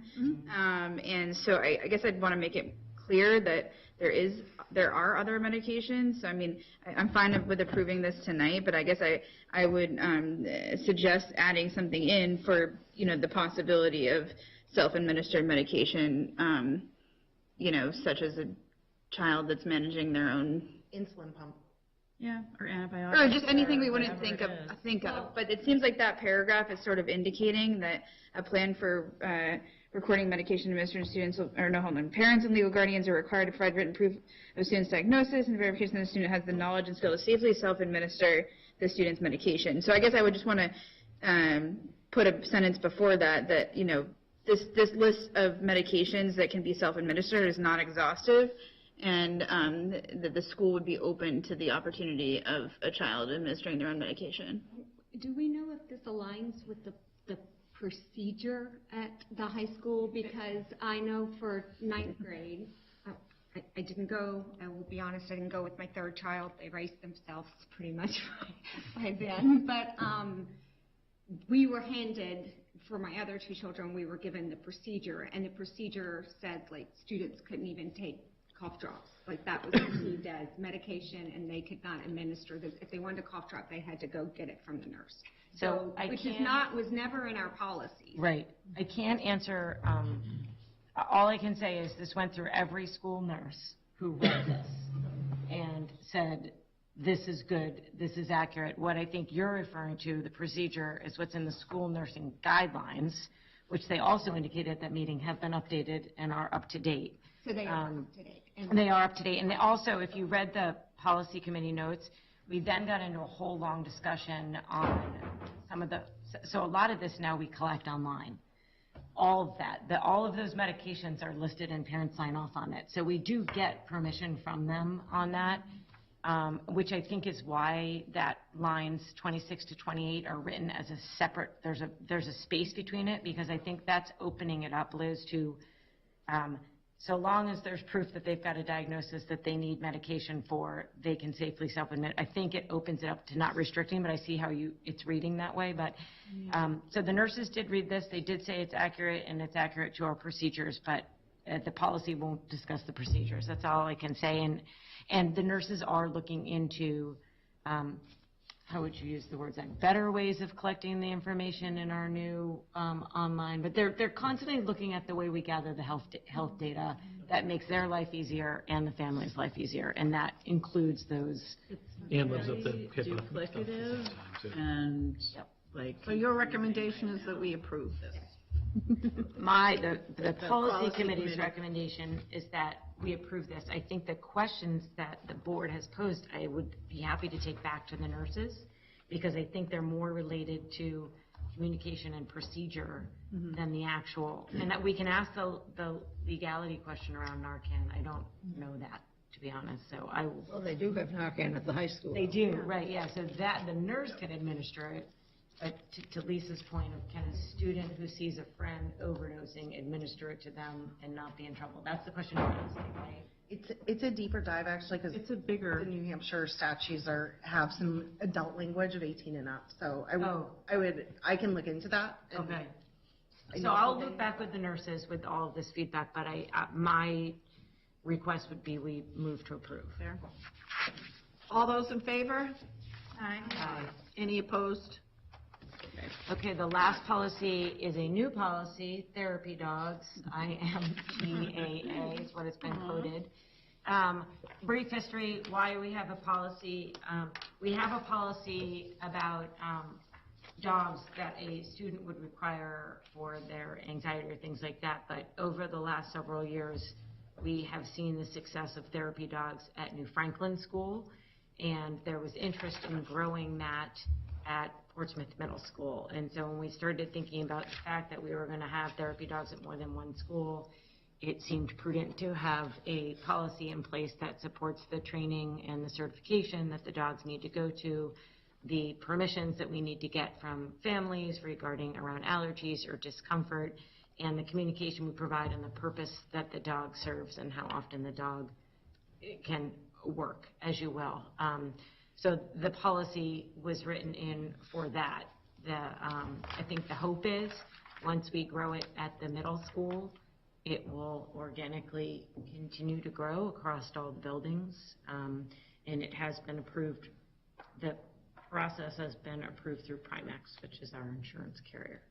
So that just outlines the training they need to get, how often the dog can work, the purpose the dog works, how frequently we need to communicate with families, proper hand washing technique for students that have been exposed to a therapy dog, etc. Do I have a move to approve? Yes, move to approve. Second. Any questions? All those in favor? Aye. Aye. And other than that, you have a copy of the policy committee minutes. Thank you, Margot. Okay, let's move on. Thank you, Margot. The next thing we have is Lisa with the ad hoc legislative committee. Okay, well, I'm looking at the time. The committee minutes were in the board packet. The quick update is we have a meeting a week from tonight where we are hoping to work as a committee to develop a list of priorities or themes that we'll focus on for tracking legislation. There could be some 300, 400 odd bills in any given session that all touch on some aspect of education. We don't have the bandwidth or the interest in staring at every single one of those through the entire process. So the first goal of the committee is to come up with a list of 10 or so priorities that would be the themes that we would focus on. And I'm going to shoot you all an email probably sometime midday tomorrow to give you all an opportunity to see what the draft list is of things that our teachers, that Zach, and that I've sort of culled from some of our board conversations in terms of potential priorities for that list. And then if any of you have any others that you'd like us to talk about and consider adding, you can send those back to me so that we can talk about them at the meeting. And then I'm going to bring that list back to the full board for a vote. And then we'll just kind of do it, I think, the way that Carrie teed up the NHSBA resolutions, so that everybody will have an opportunity in advance of a board meeting in January to see what the proposed list is and vote yes or no on each of the items. So, you know, it would be done. And the idea is to make sure that anything that we're focusing on is something that, again, would be having the support of our superintendent, the support of our teachers, and the support of this board. So, I mean, not to sort of prejudge exactly what that list would say, but it was looking at things like, we've talked as a board about the idea periodically of supporting healthy and free meals in our schools, or supporting legislation that improves school safety might be something that might come up on people's mind right now. Nancy mentioned the idea of supporting funding for school construction and renovation, which used to be the case and is no longer the case. So things like that could be added to the list. I think Zach sent me a few ideas today, and one was around supporting efforts to help it be easier for districts to address staffing shortages. So I don't know exactly what those bills will look like yet, but that was one thing that Zach put on the list for us to consider. So I am happy to email you all what that draft list looks like and give you the opportunity to weigh in on it, and then I think we can discuss it in January, if that makes sense. And you're proposing, not to have a 5-4 split as well, right, if I recall? Well, so that's like a next level of work. In January. So for these items, this is just to pick some broad themes for legislation that we're going to track. So we're not doing anything with this list initially, except these are the things we're going to focus on. So stuff that is outside of that scope, we're not going to look at. Stuff that is within that scope, we will look at. And then I think where the next discussion was is if we're going to come back to the board down the line and say, okay, let's just say, for example, we had on the list to support free meals. And there's a bill that is going to magically expand free lunches to every kid in New Hampshire, which is not happening, but wouldn't object to that personally. But if that was something that was there, then we could come back to the board as a committee if we agreed and say we think that the board should consider supporting legislation that would expand free meals. And then if there was a board vote on that, what our committee was talking about is having that vote be a supermajority vote. And I don't know that we landed on exactly how many yes votes we need, but we do not want that to be a 5-4 split decision. We want it to represent the overwhelming majority of people on the board, and we want anything that comes before the board for a vote to be something where Zach has weighed in, where our teachers believe that it's a good idea, and that I've taken my best guess, I hope, that it's something that people on the board would be in favor of. So if it's a 5-4 vote, I think that should be the end of the discussion. We don't want this to become a partisan or divisive process. Any questions for Lisa? Lisa, thank you. You've worked real hard on this and done a lot of research, and we had the people from the New Hampshire School Boards Association there at that first meeting, and they were very helpful. So thank you. It shows how our board, if someone has an idea and they want to do something, how it can develop into a working committee. So we just got to see how the Rochester race comes out so we know who's in charge. Right? Yeah, right. Exactly. We still don't know who's in charge. I know. Okay, are we pretty much finished? Committee updates. Do we have any other committees that we, anyone Nancy? attended?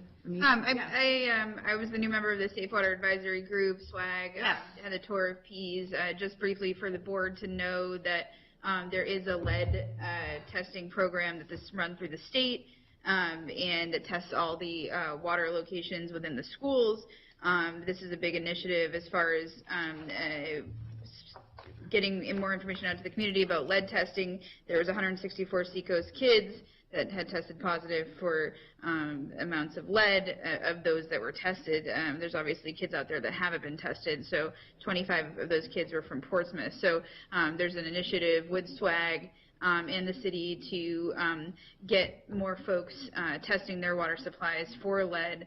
And so I just wanted to make everybody aware, and Zach maybe could speak to this at a different date, but that our schools are also tested for lead in each of the water sources within each school. It's my understanding. So.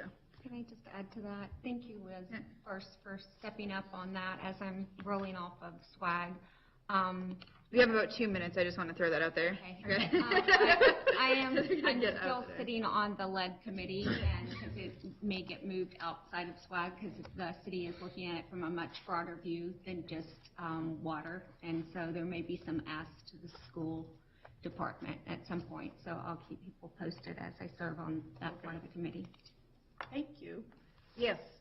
In my other work, there's a committee that I learned about and that I think that we should be involved with, or the school department should be involved with, around substance use disorder. And I didn't, in talking to a few folks that are on the committee, part of what they're pursuing is a recovery-ready community. And that would include supporting teachers in recovery and school department staff and things like that. It has some implications. So I just wanted to put a recommendation to have school departments Is that the Pine Tree Institute? run one. Because we're involved with the Pine Tree Institute already. We have students on the committee. Yeah. I think this might be a new, Maybe I it's a think different it's a new part of that. Okay. Maybe. Okay, yeah, well, we'll look into that. Okay. Can I jump on the water? I want to validate. We do test in all of the schools at every source. Every faucet is tested. So, And Kenny actually presented to SWAG, good, so okay, they have all our numbers. perfect. Okay. We have future agenda items, and what we can do is Margot and I can talk to Zach about these at our pre-meeting, and if you have anything else you'd like to add to that, let us know. So I added school safety, but I still don't see it on the list.